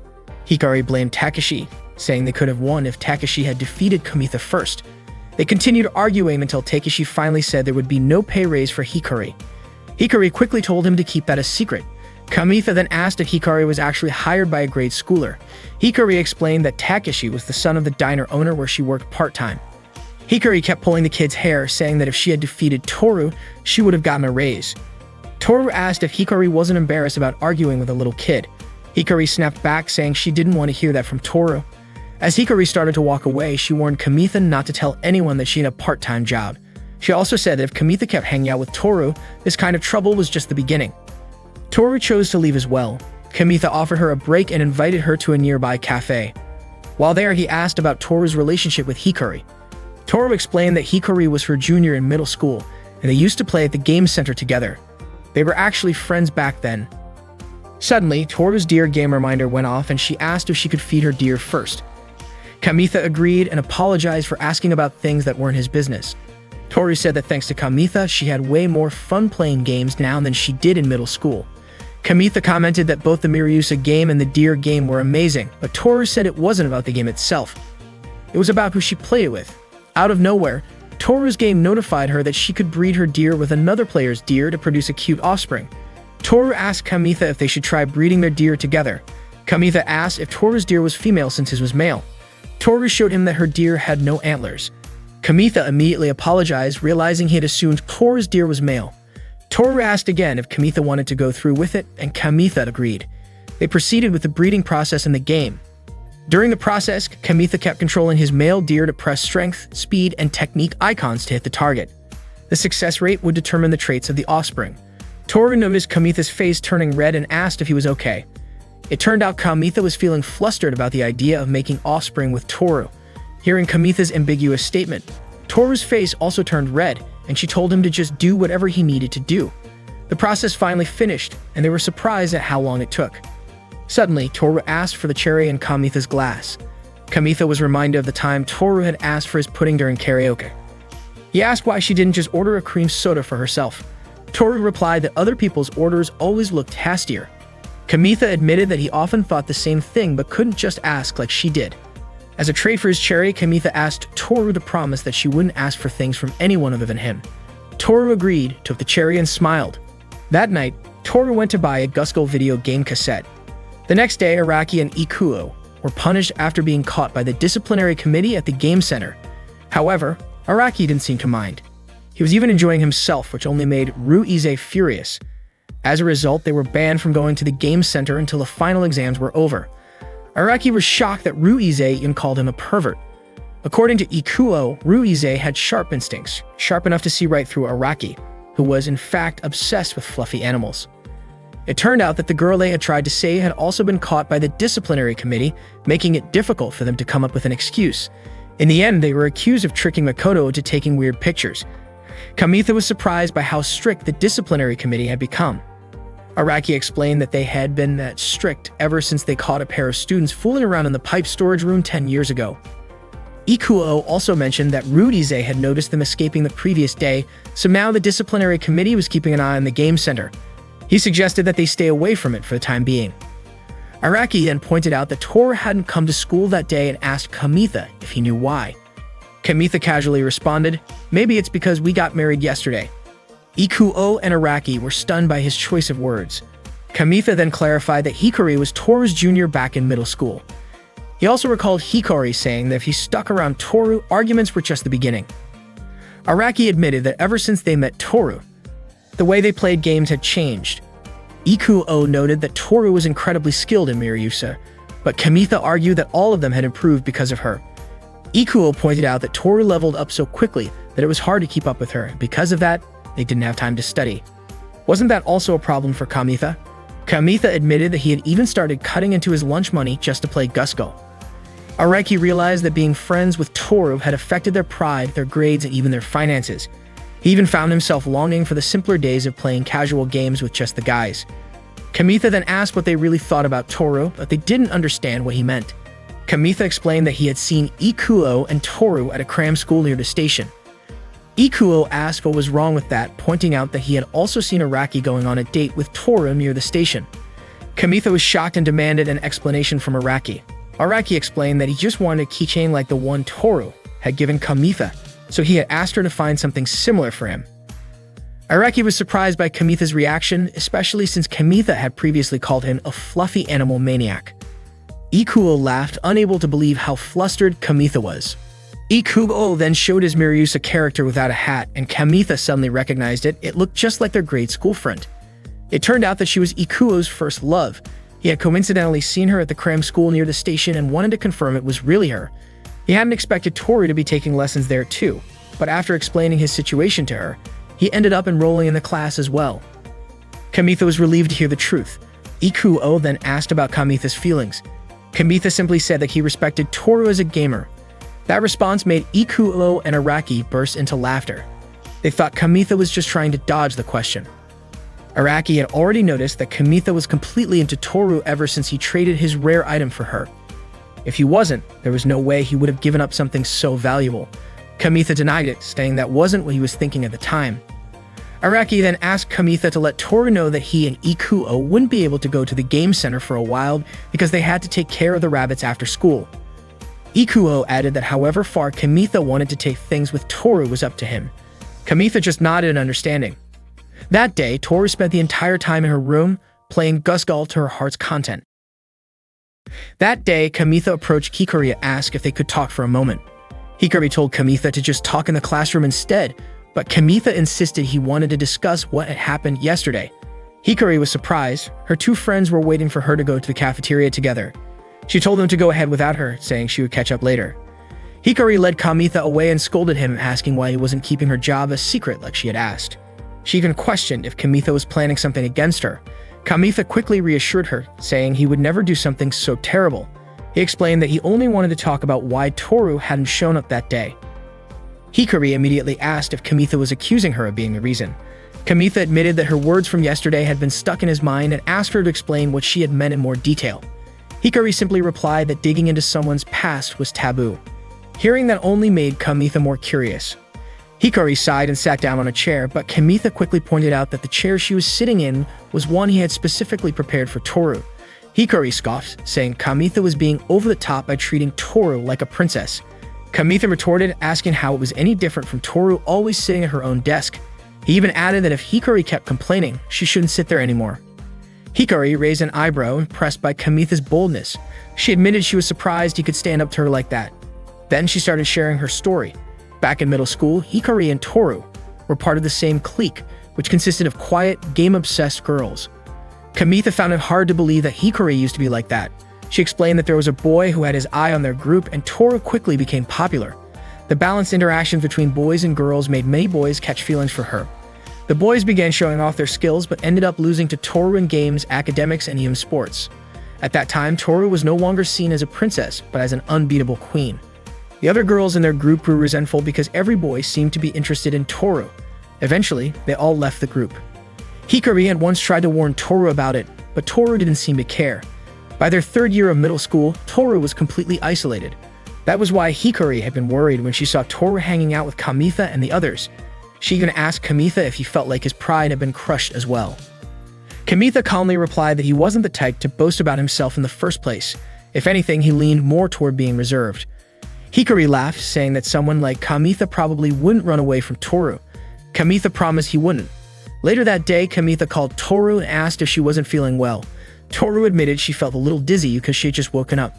Then she asked if they were going to play Gusgal again. Kamitha explained that after what happened yesterday, the head of the discipline committee had been patrolling around the game center, so it wasn't safe to go there. Toru suggested they play Gusgal at her house instead. Kamitha was so shocked by the invitation that he fell over. He agreed and asked Toru to send him her address. After school, Kamitha went to visit Toru's house. When he arrived at her apartment building and mentioned he was Toru's friend, the elevator door opened immediately. He soon found himself standing in front of her door. Toru's older brother Sata welcomed Kamitha in and called out to Toru, telling her that Kamitha had arrived. Toru, who had just finished taking a shower, asked Kamitha to wait for her in the living room. Sava mentioned that Toru had been playing games until morning. He asked Kamitha if he was also into gaming. Sauda reminisced that the last time Toru had stayed up all night gaming was back in middle school. He wondered why Toru was gaming so much that she skipped school. Kamitha asked if Sauda had the day off. Sauda explained that he worked as a private tutor. He commented that Toru was still childish compared to his other students, and he hoped she would mature soon, especially since she was now in her third year of high school. While waiting, Kamitha noticed an old gaming console in the living room. Sauda mentioned that he used to play games a lot too. When Toru was in grade school, she craved attention from him, so they started gaming together. Kamitha recalled hearing that Toru had been competitive in gaming even as a child. Sauda shared that when they played games back then, they often came up with punishments for the loser. Toru would frequently get frustrated and end up crying when she lost. After Sauda stopped playing games frequently, Toru started inviting her male friends to play with her. Since her mind was constantly focused on gaming, Toru found it hard to interact with other girls normally. Sauda realized that this was his fault. He thanked Tomoe for helping Toru finally have normal friends. Sauda then showed Kamitha a recording from Toru's grade school days, where she won a game quiz and received the gaming console, now sitting in the living room as a prize. Toru walked in carrying drinks and immediately turned off the recording. Sauda asked why Toru looked annoyed when back then she used to show that recording to every male friend who visited. Toru replied that it was something she did when she was still a kid. Kamitha commented that the hat Toru wore back in grade school really suited her. Toru invited Kamitha to play Gusgul in her room. Kamitha felt nervous as he entered Toru's room. Noticing he was sweating, Toru opened the window to let in some air. Kamitha saw a few game character plushies on a shelf, all made by Toru herself. She told him how much she enjoyed making them and even offered him one if he liked it. Kamitha chose a bunny plushie to take home. Toru mentioned she planned to make plushies of Gusgul and Gasak characters next time and would work on them all night. Kamitha told her that Sauda was worried about her staying up late playing Gusgul and skipping school because of it. Toru fired back, saying she should be the one worried about Sauda, who always came home exhausted. She guessed he was struggling with dealing with modern high school students. Back when Sauda was in school, he had plenty of friends thanks to group activities. Even though things were tough for him now, he chose to keep going instead of giving up, and Toru said she couldn't understand why. She wondered if she would understand once she became a teacher herself. Kamitha was shocked to hear that Toru planned to become a teacher. He joked that she might end up being a quirky and unpredictable one. Toru shared that Sauda once told her she'd be good at a job requiring focus and high-level skills, but she still couldn't picture it, even though she was already a senior in high school. Kamitha suggested she could become a mascot maker since Takeshi seemed to like her keychain creations. After all, he hung one of her keychains on his belt. Toru complained that she couldn't defeat the new heavy armor boss in Gusgul. Kamitha realized that she had likely stayed up all night trying to beat it. Toru admitted she was still shaken after Hikari's kick in her last Gusgul session. At first, Toru just picked random opponents online, but she kept running into cheaters or overly emotional players, which stressed her out, so she switched to mission mode instead. It was a 4-player mission, which would have been easier if Ikuo and Araki had joined. Kamitha explained that Ikuo and Araki weren't allowed to visit the game center until final exams were over. They had also been punished with cleaning the rabbit cages at school, so they decided to take a break from gaming for now. Kamitha reassured Toru that he would play with her like usual. Toru felt like Kamitha was doing this because she had previously mentioned wanting to play Gusgul every day. Kamitha clarified that Ikuo and Araki had gotten into trouble trying to help Makoto. Toru suddenly recalled Hikari's words at the game center the other day and realized she and her friends wouldn't be able to play together for a while. Kamitha comforted her, saying they could all play together again once exams were over. Toru, however, didn't like the idea of taking Kamitha away from Ikuo and Araki. She asked Kamitha to leave her alone for the day. Grabbing her phone and wallet, Toru left the room. Kamitha asked if she was going to the game center and offered to accompany her. Toru declined, saying Kamitha didn't need to come with her. Kamitha then suggested they practice their Gusgul teamwork instead. Kamitha insisted he wouldn't leave her, almost following her into the bathroom. Sauda found it odd that the two of them seemed inseparable, even near the bathroom. Kamitha explained that he enjoyed playing with others at the game center more than playing alone. Toru reminded him that plenty of other people besides Kamitha played with her there. Toru called Hikari, wanting to settle things from the other day. She asked Hikari to meet her at the game center, but Hikari said she was busy with other matters. Toru then asked if this was just Hikari's way of avoiding her. Hikari explained that Toru seemed to have misunderstood her. She had only faced Toru because Takeshi had asked her to. She also questioned why she would go to the game center just because Toru asked her to. Hikari then added that she had stopped playing games since middle school and mentioned that Toru probably had better partners than her now. Before hanging up, Hikari ended by saying, "Good luck." Toru stepped out of the bathroom, only to find Kamitha leaning against the door. The door suddenly pushed him, making him stumble and causing Toru to jump in surprise. Kamitha asked if Toru wanted to check out a different game center, one that he used to frequent. He was eager to show her the place. When they arrived, Toru was surprised that such a place even existed. It turned out to be Kamitha's secret hangout when he was younger. The owner was a bit eccentric and had kept a vintage sliding ball game in the corner. Kamitha invited Toru to play a game with him. As they played, their bodies were close and Kamitha felt a bit flustered. However, they lost shortly after starting. Kamitha explained that it was hard to maneuver the joystick while they were standing so close to each other. Toru laughed and said Kamitha should have just told her to move over. Kamitha then suggested they try a soccer game. In this game, there were no offside rules or instant game overs. The goal was simply to kick the ball into the opponent's goal. They quickly got into it, eagerly competing to score goals. The game was simple, requiring only quick reflexes and hand speed. By the end of the game, Toru scored 3 goals, while Kamitha only managed 2. Toru was thrilled to have won the game. Kamitha joked that she was passing a ball too quickly, to which Toru responded that she got carried away with the excitement of passing. It was only then that Toru realized her finger was injured from playing. Kamitha immediately pulled out a bandage that Araki had given him at the game center when they had been playing the claw machine. At first, Toru brushed off the injury, saying it was nothing serious, but Kamitha pointed out that an untreated wound could lead to infection. Toru teased him, saying he seemed like a nurse.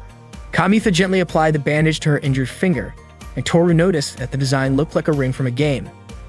Kamitha handed her the remaining bandages to use in case she needed them later. Toru sighed and admitted that she was such a mess.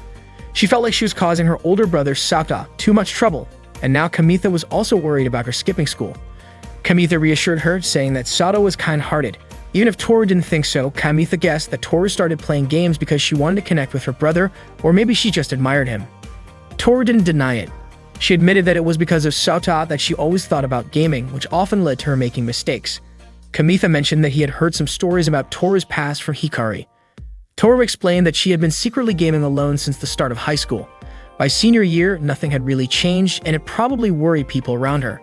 Kamitha told her that wasn't true, and that if he hadn't started playing Guskull with her, things might have been worse. Toru reflected on how important it was to not overdo things. She said she planned to take a break from gaming for a while. She then held up her bandaged finger and joked that she had received a rare ring item from Kamitha. Kamitha smiled and told her that if she ever wanted to change things up or just take some time for herself, he'd always be waiting under the stairs at their usual spot. A few days later, Kamitha was lying alone on a bench under the stairs. He missed the old days when they would eagerly collect items together. Kamitha even wondered if Ikuo and Araki were doing okay in the rabbit pen. Since then, Toru hadn't shown up.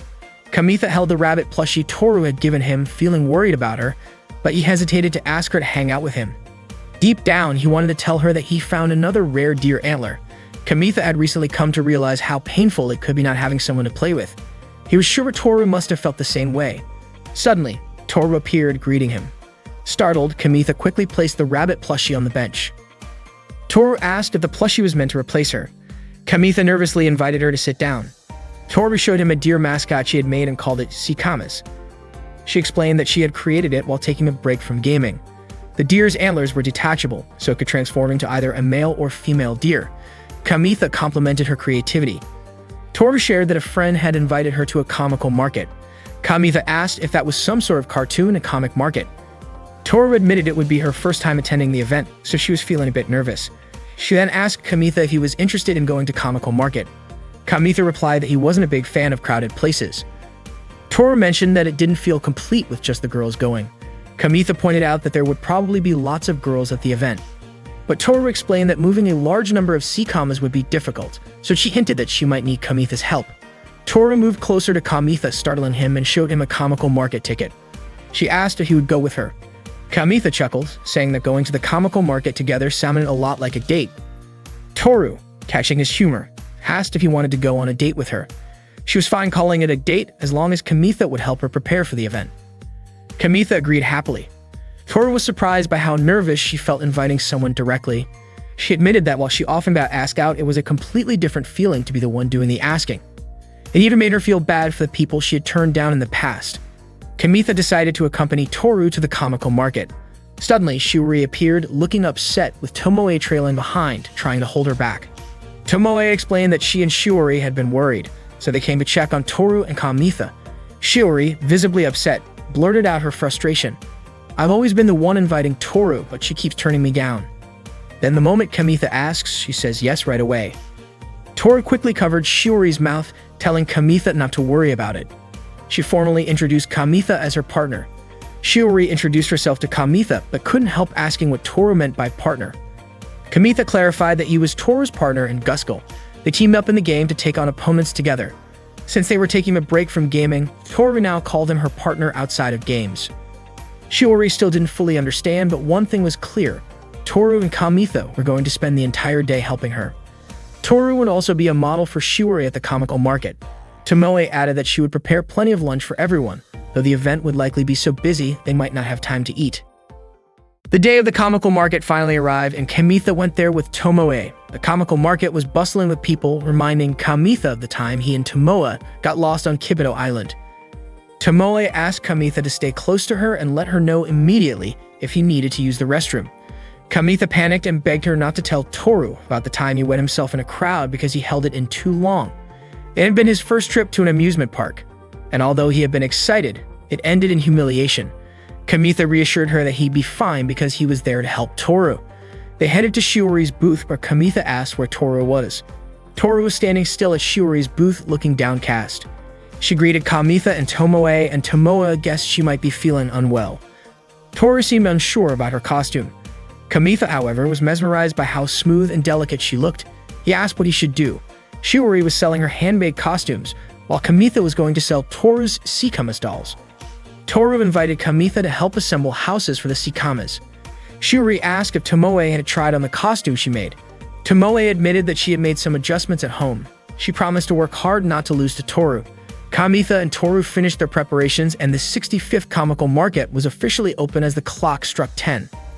Shiori began to worry because Tomoe hadn't returned from the dressing room. She was convinced that Tomoe must have gotten lost. Shiori asked Kamitha and Toru to keep smiling despite the situation. The comical market was an animation-themed fair featuring booths that sold comics, games, costumes, animated merchandise, and more. It turned out that Tomoe really was lost. As she got close to Shiori's booth, she ran into someone cosplaying as Kibian and immediately went to greet them. Shiori was shouting to promote her costumes. The area was swarming with women, making it feel like a fashion island. Shiori encouraged Kamitha to shout enthusiastically too. Shiori called out to two girls passing by, Toka and Miu, and asked if they were interested in cosplay. Shiori offered Miu a bunny costume, saying it would look perfect on her because she was tall. Miu asked where she could even wear such a tight costume. Shiori reassured her that the fabric was smooth and stretchy, and it could even double as pajamas. Toka, on the other hand, was curious about the Sikamas. Toru explained that the dolls had detachable antlers, allowing people to switch between male and female designs. Kamitha chimed in, saying that deer are symbols of loyalty and their love is pure and platonic. He elaborated so much that he ended up scaring them a bit, prompting them to leave to check out an owl mascot instead. Shiori teased Kamitha, saying he was trying to help Toru but only made things worse. Kamitha apologized, especially since a customer had just shown interest in the Sikamas. Suddenly, Kamitha had an idea to use the Sikamas as costume accessories to increase their appeal. Shiori agreed, saying they would look like military medals. Kamitha wasn't sure where to place the deer, on the head, chest, stomach, or hips. He tried them all, which made Shiori laugh. She teased him by saying he looked like he was wearing a stethoscope. Toru, feeling like they were just making fun of her, got upset and stormed off. Shiori explained that Toru wasn't used to being teased like that. Leaving Shiori to watch the booth, Kamitha hurried off to find Toru. While searching, Kamitha overheard people talking about a girl in a Mariusa costume. He saw Toru surrounded by photographers, snapping her pictures. Toru looked uncomfortable, especially as some of them commented on how soft the bottom of her costume seemed. Kamitha pushed his way through the crowd, but someone scolded him for being rude. Kamitha explained that the model didn't like the attention and begged to get through, but he was shoved back. At that moment, Tomoe appeared. Kamitha asked her what she was doing, and she said she had been chatting with Kibian. Kamitha was astonished that Tomoe got lost for the same reason she used to in grade school. Kamitha told her he needed to rescue Toru from the situation. Tomoe suddenly removed her cover, revealing a Gusco costume. The outfit was so sexy that it immediately drew the photographer's attention, giving Kamitha the chance to help Toru. Toru managed to escape with Kamitha. Their hands were tightly clasped, and Kamitha could feel Toru's body trembling. Toru admitted she felt terrified when unfamiliar cameras were pointed at her. Kamitha apologized for staring at her costume earlier. Toru confessed it was partly her fault since she wasn't used to wearing costumes, and this was her first time participating in such an event. She also believed the photographers didn't mean any harm. Toru said she felt calmer now, thanks to Kamitha, and quickly let go of his hand. Kamitha asked why Toru had been in the costume hall. She explained that she was surrounded by people while trying to find the restroom. Kamitha suddenly remembered the time he wet himself in a crowded place. He quickly apologized for not realizing what had happened and offered to head back first. But Toru stopped him, asking for help. She didn't know how to take off her costume. Toru explained she couldn't find the zipper hook on her back and asked Kamitha to look for it. Kamitha started feeling around her back and located the zipper, but he couldn't find the hook. It seemed designed to stay concealed even when her jacket was removed. After some searching, Kamitha found the hook near the bottom of the zipper, just as he suspected. However, the zipper extended to a rather sensitive area and Kamitha couldn't reach it properly. Toru lifted the bottom of her costume slightly to help him reach it. Once Kamitha pointed out the hook, Toru managed to handle it herself. She then invited Kamitha to accompany her to the restroom so he could undo it properly, and Kamitha agreed. Later, Toru regained her confidence and started posing in front of the photographers. She also helped Shiori sell her handmade cosplay costumes. Meanwhile, Ruize arrived to patrol the area, prompting Toru and Kamitha to hide from her. Toru was especially kind to visitors, including children who stopped by their booth. That day, their hard work paid off and the event went smoothly. That evening, they went to a cafe where Hikari worked. Hikari immediately put on her glasses to disguise herself. Kamitha was surprised to learn Hikari worked there and was puzzled by her glasses. He pretended not to know her. Toru stared at Hikari, prompting Shiori to ask if Toru recognized her. Hikari revealed that she was Toru's underclassman and Kamitha's classmate. She guided them to a table and, while secretly pinching Kamitha, asked how he knew she worked there. Kamitha claimed it was just a coincidence. During dinner, Shiori treated everyone as a way of thanking them for their hard work. Noticing Kamitha and Toru's silence, Shiori asked if the comical market had exhausted them. Kamitha simply remarked on Hikari's different aura. Toru joked that Hikari would panic if she got caught skipping out on paying for a meal. Hikari insisted she was working there just like any normal person. Tomoe mentioned that she thought she had seen Hikari at a Santa contest before. Hikari was flattered that Shiori remembered, and she asked what the celebration was about. Tomoe explained that they had just come from the comical market. Tomoe teased that Toru had worn a bunny costume that day and forgot to wear underwear.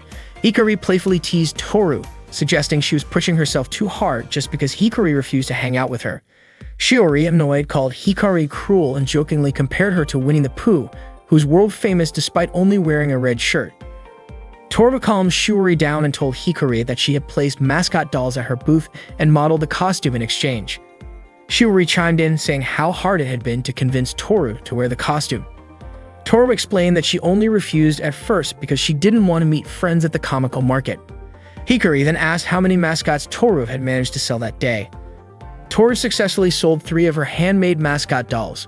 Shiori mentioned that it was a pretty good outcome, considering it was Toru's first time attending a comical market. Tomoe then suggested to Hikari that they should wear costumes together sometime. Hikari was shocked to learn that Tomoe had also worn a cosplay costume. Tomoe showed her a picture from earlier that day, and Hikari was surprised before quickly turning her attention to serve the next customer. Toru wanted to give something to Kamitha as a token of appreciation.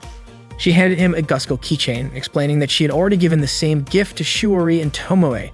Toru thanked Kamitha for helping her get through the day and then playfully winked at him, leaving Kamitha startled. Shiori, confused by their exchange, asked what they were talking about. Toru casually said they were praising how amazing Shiori's costume designs were. Kamitha then asked why Toru decided to create the Sikamas, mascot dolls. Toru explained that when Kamitha once told her about how much Takashi loved the keychain she had made, it inspired her to create something that could make other kids happy too. Shiori chimed in, saying that seeing the cheerful faces of customers was the charm of the comical market. Toru agreed, mentioning how much joy it brought her to see people smiling. Kamitha told her that she was perfect for being a mascot maker. Toru brushed it off, saying it wasn't realistic, but admitted she had started to consider career options. For the first time, she envisioned a path that would create happy memories, unlike her middle school days. With that in mind, she decided to take her college entrance exams seriously starting the next day. Kamitha was thrilled to hear that. Tomoe teased that Toru had beaten her to it and said she should start figuring out her own future plans as well. When the event wrapped up, they said their goodbyes. Shiori was visibly exhausted from all the late nights spent making costumes. Hikari reminded Tomoe to double-check if they had forgotten anything. Tomoe thanked Hikari, and Toru suggested they come back to the cafe again sometime. Hikari widened her eyes in surprise. Kamitha joked, asking Hikari not to make that face because it made her look scary, even though the apron suited her well. Hikari, annoyed, warned Toru not to bring up her job at school. Kamitha defended himself, saying he was just complimenting her. Toru teased Hikari, saying she was lucky to receive Kamitha's praise. As they all parted ways, Toru started walking home. Kamitha asked Tomoe to make sure Shiori got home safely before he went after Toru. Catching up to her, Kamitha asked if something was wrong. Toru confessed that even though she'd spent the whole day wearing her Miryusa costume, no one had complimented her on it. She said she just wanted to go home. Kamitha reminded her that she hadn't fulfilled her promise yet. She had agreed to go on a date with him after he helped her at the comical market.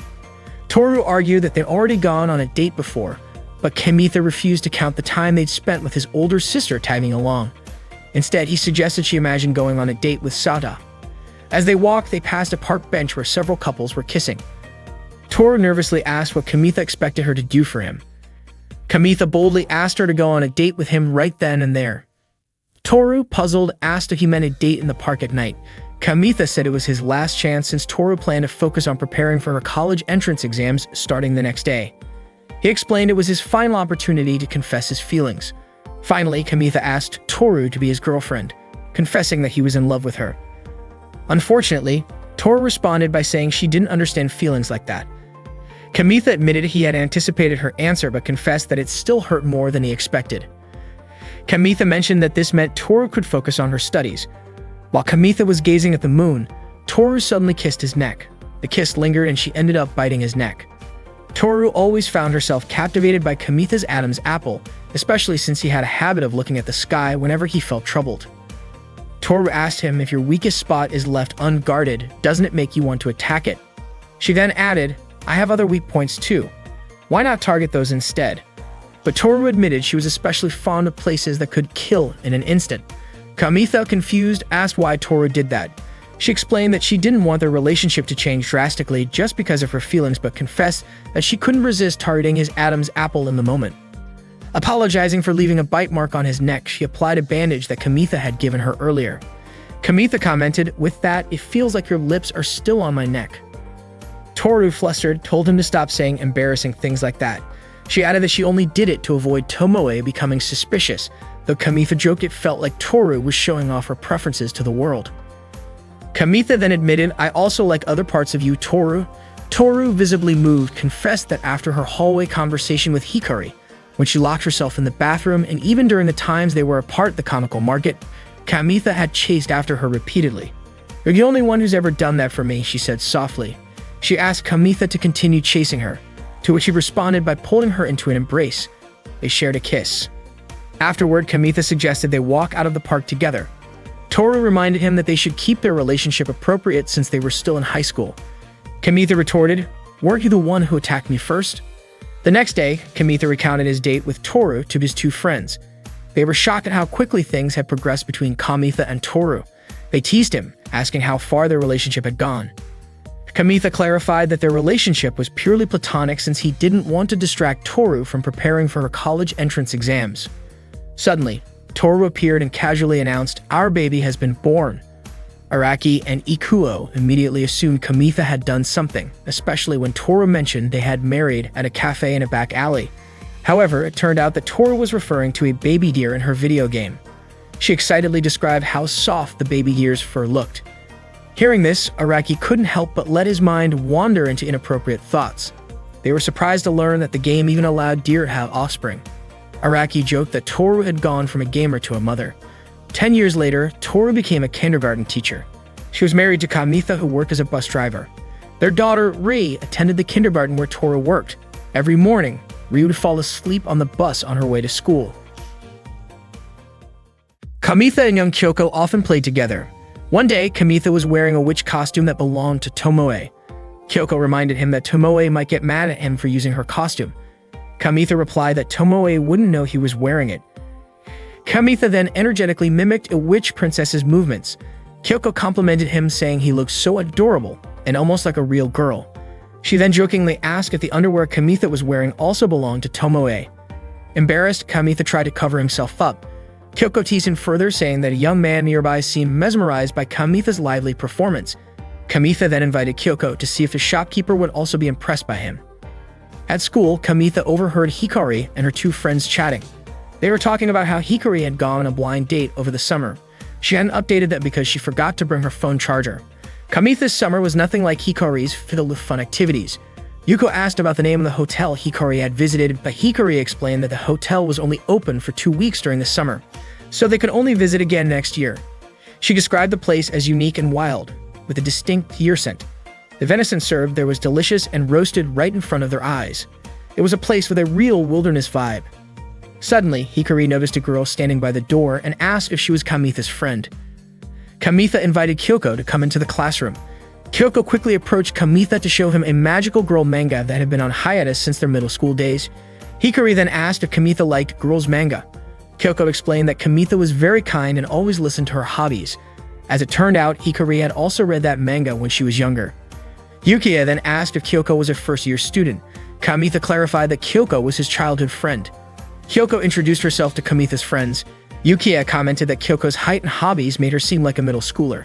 Hikari added that even middle schoolers had moved on from their magical girl manga phase. Yuko remarked on how skinny Kyoko was. Kamitha admitted that Kyoko was still childish, which made him worry about her in many ways. Later, when Kamitha and Kyoko were sitting on the school stairs, Kamitha apologized for sounding too preachy earlier.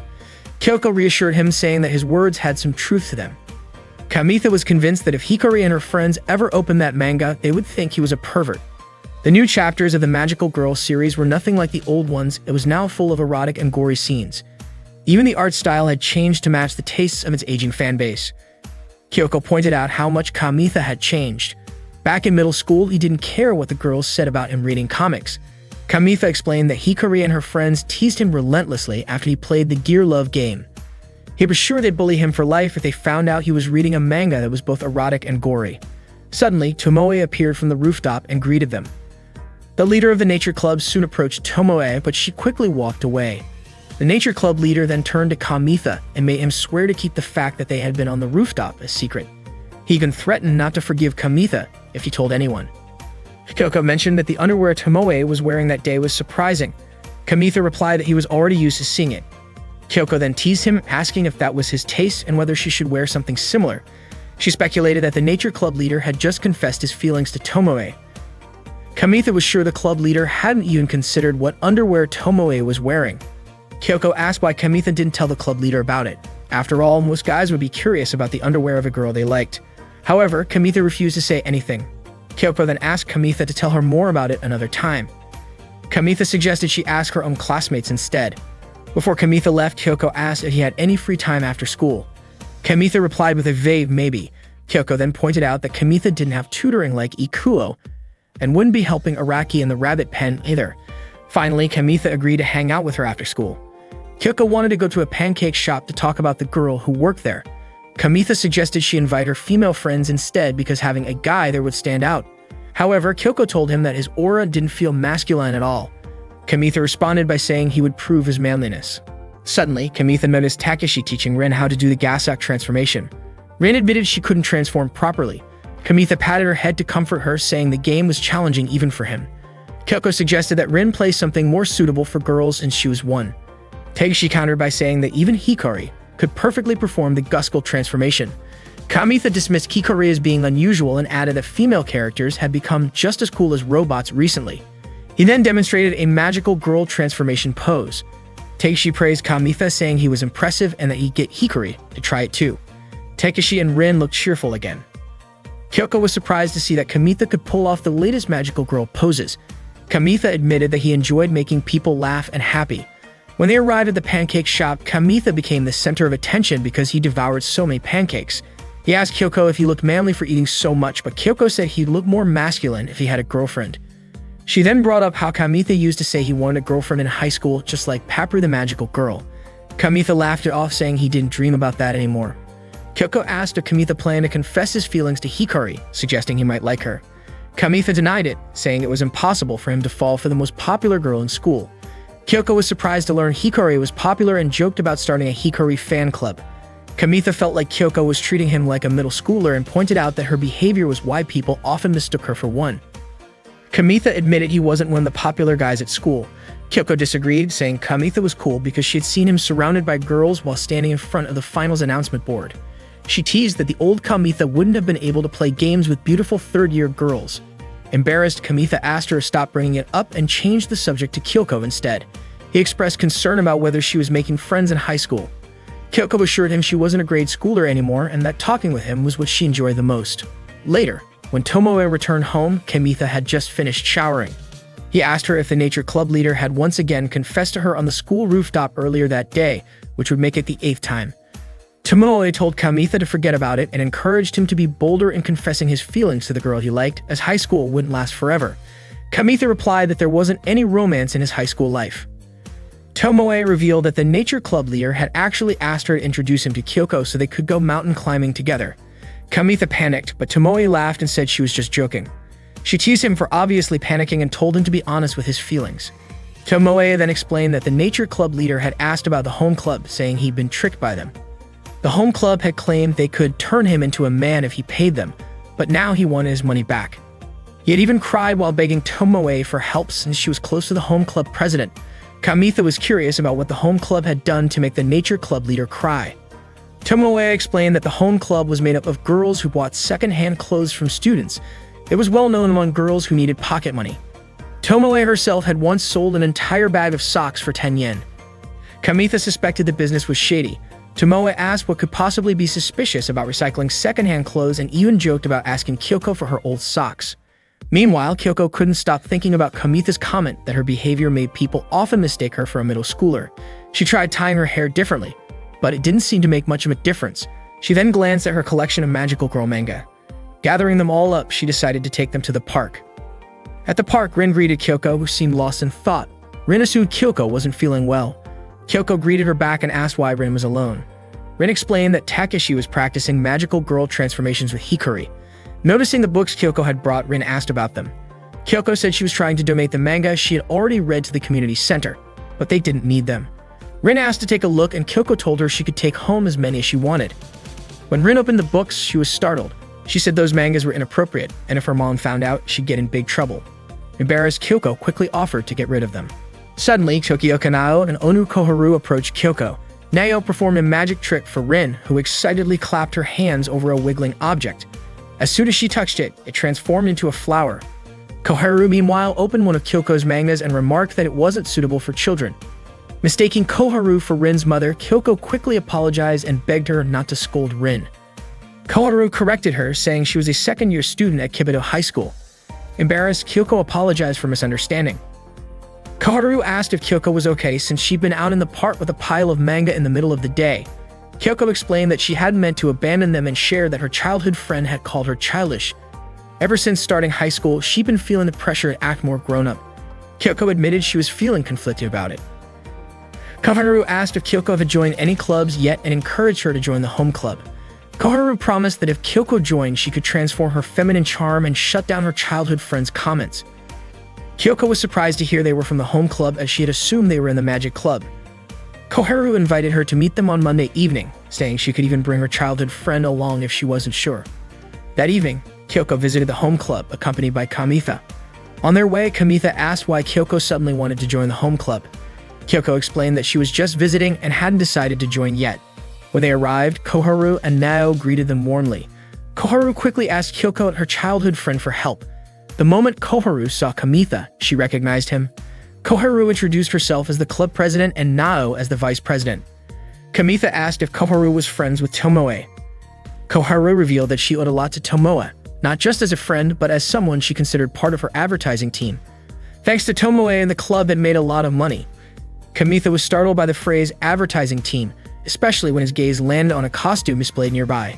Nao hadn't expected Kyoko's childhood friend to be Kamitha. Koharu added that their club didn't need boys. Kamitha assured her he had no intention of joining, especially after seeing the strange costume. Nao asked Kamitha to wait outside so they could proceed, but Kamitha was reluctant to leave Kyoko alone. Kyoko reassured him, asking him to wait outside. Reluctantly, Kamitha stepped out but warned that he'd barge in if anything happened to her. They quickly asked Kyoko to take off her outer layer of clothing, especially since it was a full moon that night, an ideal time for their ritual. After Kamitha finished arranging the chairs, the girls emerged from their room. All three were wearing kimonos and carrying dango. Kamitha was captivated by Kyoko's appearance. The activity was more of a moon viewing party than a formal ritual. Kamitha wondered aloud if they always went to such lengths to be this meticulous. Koharu explained that their approach was practical. Making dango was just an activity, but their real goal was to add excitement to people's everyday lives. Wearing kimonos and enjoying a moonlit celebration was incredibly fun, but Kamitha stood out in his regular clothes. Kyoko teased Kamitha, asking why he didn't try wearing women's clothing again like he did in the past. Koharu and Nao were visibly surprised to hear this. Kamitha quickly asked Kyoko to stop saying things that might lead to misunderstandings. He explained that it happened one Christmas Eve when Kyoko's mother was working late and left her in Kamitha's care. He had worn a magical girl costume and acted silly to cheer Kyoko up because she was feeling down. Kyoko only learned the truth then. Kamitha continued recounting how he ran into Ikuo, who was searching for a book in Indo-Garret. Ikuo mistook Kamitha in the magical girl costume for one of Kyoko's female friends. Shocked, Ikuo lifted Kamitha's skirt and then fainted. Kamitha ended up catching a fever and was bedridden for days. When he finally returned home, Kyoko's mom scolded him for taking Kyoko out so late. Kyoko apologized, feeling guilty that it all happened because of her. For Kamitha, though, it was one of his fondest memories. Koharu called Kamitha an emotionally unstable teenager. Nao offered Kamitha some soybean flour dango to restore his energy. Kyoko stood up and admired the full moon. Kamitha, mesmerized by Kyoko's beauty, fumbled when she asked if the dango tasted good. Instead of answering right away, he blurted out, "You're so beautiful." Realizing his mistake, he quickly corrected himself, saying the dango is really good. Kyoko was delighted to hear that, especially since she had helped make them. Nao took the chance to ask Kyoko if she'd like to join the home club. Kamitha suddenly questioned why the home club owned so many outfits for girls, saying he didn't want Kyoko joining a suspicious club. Koharu got annoyed and protested that their club wasn't suspicious at all. At that moment, Shiori arrived, saying she would explain everything. Shiori had come to the club because she had overheard Nao and Koharu arguing over whether to use soybean flour or red bean paste as the dango filling. Nao mentioned they ended up choosing soybean flour. Shiori explained that Koharu became the president of the club in the second semester, though Koharu always called Shiori president. Shiori then asked if Kamitha was the one who used to play games with Toru under the stairs. Kamitha clarified that he and Toru only traded items. Shiori introduced herself as the former president of the home club. Kamitha realized that the president everyone referred to as Tomoe was actually Shiori. She revealed that their club often lacked funds for kimonos and dango, so they repurposed and sold secondhand items. Even the Santa costume Tomoe wore was handmade by Shiori to promote the club. Kamitha brought up something the outdoor club president had said about turning someone into a guy.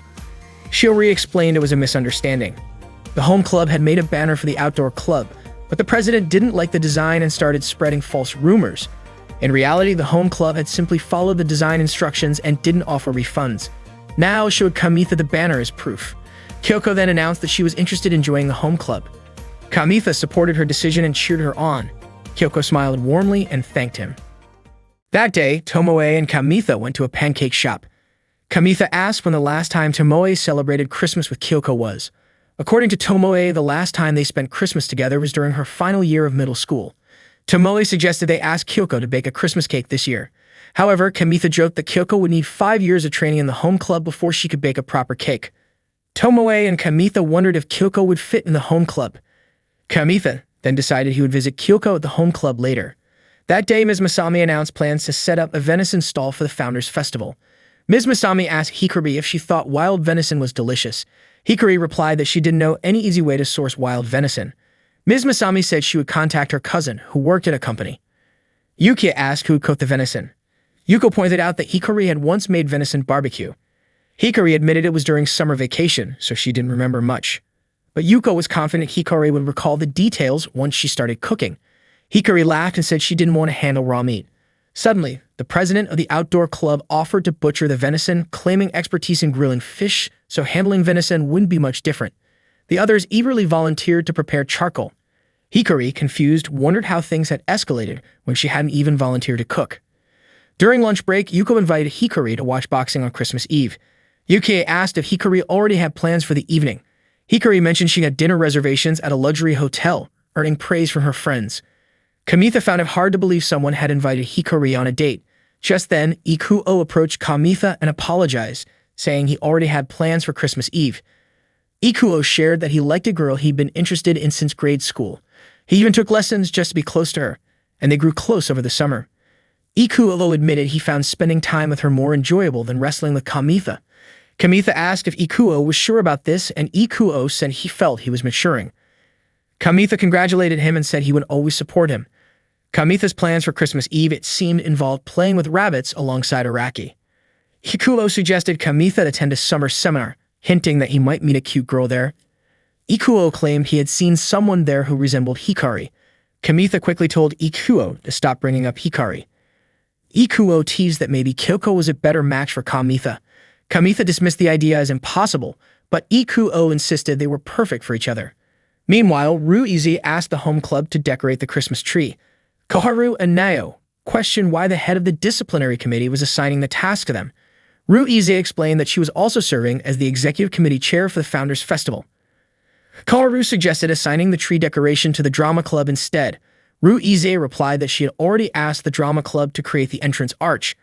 Nao proposed reusing last year's design, but Ruize revealed the school had been using that same design for 9 years straight. Nao and Koharu discussed their concerns. Ruize would likely provide a minimal budget. If the home club ran out of funds, they wouldn't be able to make mochi for New Year's. Ruize offered a deal and even brought up disciplinary reports about Shiori, the former home club president. Ruize read a complaint from May about a heater being left in the hallway. Koharu explained they had only placed it there temporarily while moving it to storage. Nao pointed out it was just used to warm mochi and potatoes, wondering what the issue was. Ruize argued it was a safety hazard, as someone might trip and get injured. Koharu laughed, finding it absurd that anyone could be that careless.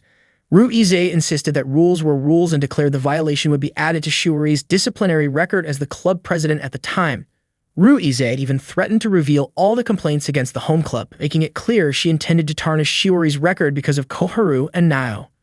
Ruize warned that if the home club didn't meet her request, she would report them to the student counselor. Koharu couldn't believe how ruthless Ruize was. Smiling, Ruize reminded them to have the Christmas tree design ready by next week before leaving. That afternoon, Kamitha visited the home club and found Kyoko asleep in a revealing costume. Kamitha was startled, which woke Kyoko up. Seeing Kamitha's flushed face, Kyoko asked why he looked so embarrassed. Kamitha told her it was her fault for sleeping in such a sexy outfit. Kyoko didn't even realize she had fallen asleep and asked if her costume had gotten wrinkled. Kamitha reassured her it wasn't wrinkled and then laughed, leaving Kyoko confused. Kamitha asked why Kyoko was wearing that costume, and it turned out she was modeling it for the seniors who had made it.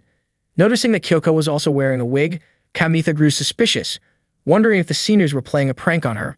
However, Kyoko confidently said that they wouldn't do such a thing and invited Kamitha to sit with her. Kyoko brought over some tea and homemade cake. When Kamitha tried it, he was surprised at how delicious it was. He asked where Koharu and Nao were, and Kyoko explained that the home club had suddenly been tasked with decorating the Christmas tree for the Founders' Festival, so they had gone to gather materials. Kamitha then asked what Kyoko would be doing for the festival. She said the home club typically sold cakes every year, and it was usually the first-year students who baked them. Kyoko admitted she didn't even know what her own cakes tasted like. Kamitha joked that it seemed like Kyoko might have developed a temporary allergy to cakes. Kyoko mentioned that she had been so tired from baking that she fell asleep while making tea for her seniors. After chatting, Kamitha thanked Kyoko and said goodbye. However, as Kyoko walked away, she suddenly tripped. The heels she was wearing were too high and dangerous. Kamitha insisted she take them off. He almost said something else to her but held back, still feeling too nervous. During lunch, Kamitha approached Hikari in the cafeteria. He asked her for recommendations on good date spots for Christmas Eve. Hikari was puzzled and wondered why Kamitha couldn't think of something on his own. Kamitha explained that he was planning to invite a girl on a pancake hunting date for Christmas Eve, but lately the girl had grown tired of cake. He added that he'd spent the entire week brainstorming a backup plan, but it was all useless. Hikari was surprised to hear that Kamitha was asking a girl out on a Christmas Eve date. She promised to guide Kamitha in the right direction. According to Hikari, modern girls dream of doing mature things for Christmas. Kamitha didn't understand what she meant by mature and quickly searched the term on his phone. Hikari's idea of mature activities included things like gazing at Kibito Tower at night from a cruise ship. However, Kamitha's search results showed listings for adult hotels, which shocked him. Realizing the misunderstanding, Hikari grabbed Kamitha's phone and was equally startled to see the recommendations. Kamitha then asked if Hikari was familiar with such places. Hikari replied that she was used to visiting those kinds of spots, leaving Kamitha bewildered. Later, Kamitha went to the home club and ran into Ruize, who looked upset as she was leaving. When Kamitha asked why Ruize seemed angry, Kyoko explained that Ruize wasn't happy with the Christmas tree decorations. According to Nao, Ruize just couldn't appreciate how great the design was. When Nao showed Kamitha the design, he was shocked at how creepy it looked. Koharu explained that Ruize had asked them to use pastel colors that children would like, but they didn't have the budget for pastel fabric. She added that Shiori had already used up all the funds for her comical market booth. Kyoko jokingly offered to bring her old clothes to help, which made Kamitha ask in shock if they were seriously decorating the Christmas tree with used underwear. Koharu immediately denied it, explaining that they would make the tree appealing to children, not based on Kamitha's strange assumptions. Kyoko innocently mentioned that she still had some character-themed grade school underwear. Koharu shouted in exasperation that that wasn't what she meant. Finally, Koharu asked Kyoko and Kamitha to go out and gather the materials they needed. Kamitha offered to bring some of his old clothes as well. They went to Kamitha's house, where Kyoko tried on one of his grade school outfits. Kamitha complimented her, saying it still fit her well. Kyoko explained that the clothes had been made a bit loose to begin with. Kamitha quickly clarified that he wasn't implying she hadn't grown. This reminded Kyoko of a time when she wanted to borrow Kamitha's Inago mask costume as a child, but he refused to lend it to her. Back then, Kyoko had lent him her clothes, and she didn't understand why he wouldn't do the same. The reason, Kamitha finally revealed, was that he didn't want his Inago mask costume to get wet if Kyoko accidentally peed on it. Kyoko blushed and quickly took off the costume, but by accident, Kamitha saw her while she was changing. He immediately turned his back and told her that she shouldn't be changing in the hallway. Even though they used to change together when they were kids, Kamitha said Kyoko should know they're both adults now. She should change in Tomoe's room. Kyoko joked that if she had an older sister, would she be getting her hand-me-downs too? Since she was an only child, Kyoko wouldn't know what that was like. As Kyoko was about to leave, Kamitha gave her one of his jackets. He explained that it didn't fit him anymore, but he didn't want to throw it away since it was a gift he received when he enrolled. Kyoko was happy and put it on right away. Unfortunately, the seniors didn't accept Kamitha's used clothes. Kamitha reluctantly decided to donate the jacket for the Christmas tree decoration. He and Kyoko walked through the park together, and Kamitha suddenly asked her to pick a pancake shop for their date. He handed her his phone so she could browse some pancake offers at nearby bakeries. Kyoko was surprised to learn that there were so many bakeries in Kibyo. Kamitha asked if Kyoko wanted to eat something after the Founders Festival. Just then, Kyoko was shocked to see an ad for a hotel booking discount on Kamitha's phone. Kyoko immediately asked if Kamitha was planning to take her to an adult hotel. Kamitha explained that the ad just randomly appeared on his phone. Kyoko replied that she had to help clean up after the festival and couldn't be sure what time it would finish. Kamitha apologized for making her feel uncomfortable, and they continued walking to deliver the items to the home club. Suddenly, Kamitha asked Kyoko what she thought of him. Kyoko said that Kamitha was kind-hearted and always gave away his used things. She even considered Kamitha more than just a friend, but like a friendly neighbor. Kyoko apologized for turning down his invitation. Kamitha told her it was okay, and that he would ask another girl from his class to go with him to eat pancakes instead. Little did they know, Koharu and Nao had been secretly watching them. Later, Kyoko was in the home club room when Koharu and Nao entered. They asked if Kyoko had managed to get anything. Kyoko replied that she had brought some of Kamitha's old clothes. Kamitha had actually offered to walk Kyoko home since it was late, but Kyoko said she would be going with Koharu and Nao instead. Koharu suddenly remarked that Kamitha could be mature, even though he looked so innocent, and they teased him about inviting Kyoko to an adult hotel. Kyoko didn't realize that they had overheard her conversation with Kamitha earlier. She became extremely embarrassed and jumped onto the sofa. Nao joked that if Kyoko considered Kamitha like a neighbor, then there was no need to feel embarrassed. Kyoko insisted that she still felt embarrassed, even if it was a neighbor asking her to go to an adult hotel. Koharu then asked if Kyoko would still feel embarrassed if it was her and Nao asking her to go to an adult hotel. Kyoko laughed at that. Koharu explained that no matter what, Kyoko must still see Kamitha as a man, and she was probably just surprised by how serious he suddenly became. Kyoko started wondering if her reaction earlier had hurt Kamitha's feelings. According to Koharu, Kyoko needed to show off her underwear to get a man excited. Kyoko asked why men were always so lewd on Christmas Eve. Koharu and Nao discussed whether they should tell Kyoko what had happened at their tennis club gathering, especially when Nao and Koharu had thrown all the rackets in the middle of winter. Koharu quickly said that she would introduce Kyoko to someone who knew more about the kinds of things Kyoko had been asking about. The next day during break, Kyoko saw Kamitha and Ikuo talking together behind the school. Their closeness made Koharu suspicious, and she joked that Kamitha might be venting with another guy after being rejected by Kyoko. Yuko told Koharu not to say anything bad about Kamitha, but it turned out Koharu was just joking. They then met Hikari at the cafeteria's terrace. Koharu was surprised Hikari could eat outside in such cold weather. Hikari explained that ramen tastes better when eaten in the cold. She then asked if they wanted to help design her costume for the Santa contest. They all agreed, and Hikari seemed excited, confident that she would win the contest that year. However, Nao added a condition for Hikari. She would have to give advice to Kyoko. Koharu mentioned that while they knew a lot about the Buddhist Equator Festival, they didn't know much about Christmas. Hikari asked Kyoko what she wanted advice on. Kyoko asked why men seem so eager for lewd things around Christmas time. Hikari gave a detailed explanation, saying that the red Santa costume increases men's appetite and libido.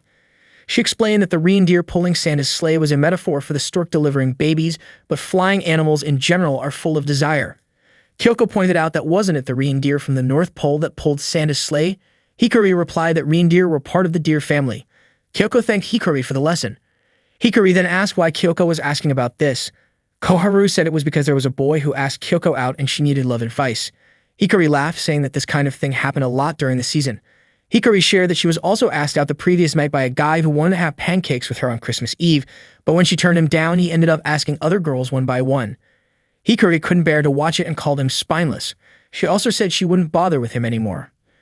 Kyoko felt frustrated hearing that and quickly excused herself, saying she had other things to do. Koharu and Nao followed her, and Nao said that maybe Kamitha felt cornered after being rejected, but men like that needed to be taught a lesson. Koharu said that since Kamitha had vented to Ikuo, his desperation might have gone too far. Nao suggested that Kyoko should forget about him. Koharu even promised to make Kyoko a pillow with a handsome guy designed to cheer her up, and if she didn't like handsome guys, they could make it with cute kittens instead. Kyoko smiled, confident that Kamitha was too much of a coward to mess around with women. Even if Kamitha were desperate, you wouldn't ask Hikari out. Kyoko didn't mind who Kamitha dated, but she didn't want him to be mocked because of her. If that happened, she wouldn't know what to do. That night, Kyoko couldn't sleep. She got up and began knitting to calm herself down. That morning, Kyoko was about to head to school, feeling a bit drowsy. As she was crossing the street, a car ignored the traffic signs and almost hit her. Luckily, Kamitha quickly pulled her to the side of the road. They walked together to school. Kamitha asked if Kyoko was hurt. Kyoko said she was fine but admitted that she was exhausted from all the work in her home club, which had made her sleepy. Kamitha guessed that Kyoko was struggling to finish decorating the Christmas tree. Kyoko said that although the club had gathered all the necessary materials, the sheer amount of decorations they made had caused them to lose sleep. Kamitha advised her not to hurt herself. Kyoko promised to be more careful. Suddenly, Kyoko asked Kamitha how he was doing, which made him worry that Kyoko might have been hurt. Kyoko wanted to ask Kamitha something. Feeling a bit nervous, she asked if Kamitha had also invited anyone else for a Christmas Eve date after he had asked her about it earlier. Kamitha explained that after that, he went to karaoke with Araki, and there they met Hikari and her friends. When Araki and Kamitha stepped out of the karaoke room, Araki gave Kamitha a lesson on how to ask a girl out on a Christmas Eve date. Coincidentally, Hikari and her friends had just come out of a room. Araki went up to Hikari and asked her out on a Christmas Eve date in a bold way. Unfortunately, Hikari already had plans for that night, so Araki tried to ask Yuko instead, but she also had plans to watch boxing that night. Yukie, upset, pointed out that she had been the one helping Araki clean the rabbit cages, so why was he asking Hikari and Yuko out? Araki then suggested to Yukie that they play Santa on Christmas Eve, wanting to give gifts to all the rabbits in the world by putting lettuce and carrots in their cages. Annoyed, Yukie kicked Araki's leg and told him that he should just go live in the rabbit cage until New Year's. Hearing this, Kyoko laughed. Araki really did do ridiculous things to cheer up Kamitha. Kamitha even wished he could act like that to cheer up Ikuo, so that Ikuo could understand how it feels. Kyoko was sure that Ikuo would hate that. Kamitha suddenly checked the jacket he had given Kyoko, but it seemed a bit too big. Kyoko said it was fine because if it was slightly oversized, she could wear it for a longer time. Kamitha was happy that Kyoko was wearing his old clothes and asked her to keep wearing it. Kyoko smiled. Kamitha asked why Kyoko was laughing like that, but Kyoko simply felt relieved to see Kamitha so enthusiastic. She also said she really wanted to get closer to him. It turned out that Kamitha felt the same way. Kyoko asked if they could continue being childhood friends.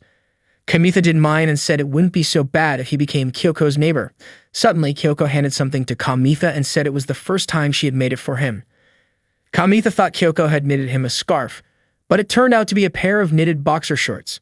Kyoko admitted she had learned to knit after joining the home club.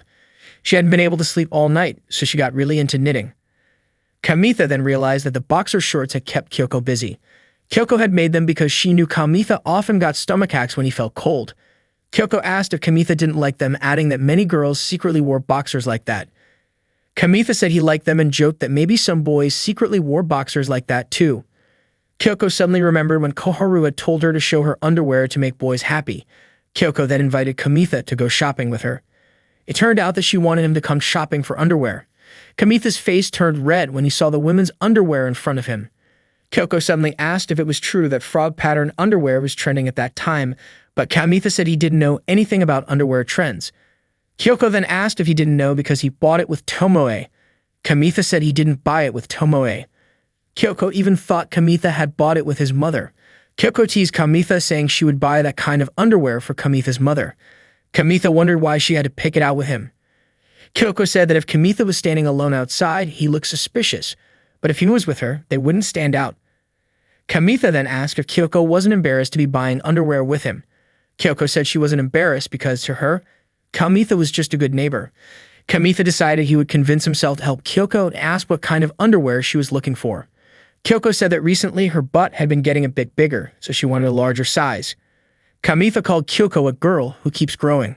Kyoko then showed him some underwear with ribbons and asked if it suited her. Kamitha naively said he didn't know since Kyoko didn't wear it. Kyoko immediately went to the changing room. Kamitha said he wasn't forcing Kyoko to wear it, especially since she didn't close the curtain. Kyoko replied that if she closed the curtain, Kamitha wouldn't be able to see her. Kyoko put it on over her skirt and asked Kamitha what he thought of the underwear. Kamitha could see that Kyoko was becoming more mature and he kept staring at her. He then said it looked really good on her. Kyoko quickly looked at herself in the mirror, and her face turned red from embarrassment. In the end, Kyoko bought the underwear with ribbons. On the way home, Kyoko asked why Kamitha had gone to the toy store while she was paying for a purchase. Kamitha said he probably would have passed out from embarrassment if he had stood in line at the cashier. Kyoko accidentally blurted out that it would have been nice because people would think they were a couple. She quickly clarified that she meant a lot of people do things like that. Kamitha said that for now, he didn't want to shop with Kyoko. He was still trembling from what had happened earlier. Kyoko said she would walk Kamitha home so he wouldn't get hit by a car. Suddenly, Kyoko got excited and said she was going to make lots of Christmas tree decorations, asking Kamitha to come see the tree when it was finished. A few days later, Kamitha saw the Christmas tree that the home club had decorated. He could hardly believe that the tree was decorated by Kyoko, Koharu, and Nao. The lighting was done by the Santa Club. Kyoko thanked Kamitha for donating his old clothes. Ruize and Makoto were even amazed by the tree. Ruize was curious about how the white flower decorations were made and tried to touch them, but Koharu stopped her from opening up the flower decorations. Nao explained that the process of making them was a secret. Ruize agreed that asking the home club to decorate the Christmas tree had been the right decision, and as the chairperson of the founding festival committee, she thanked them.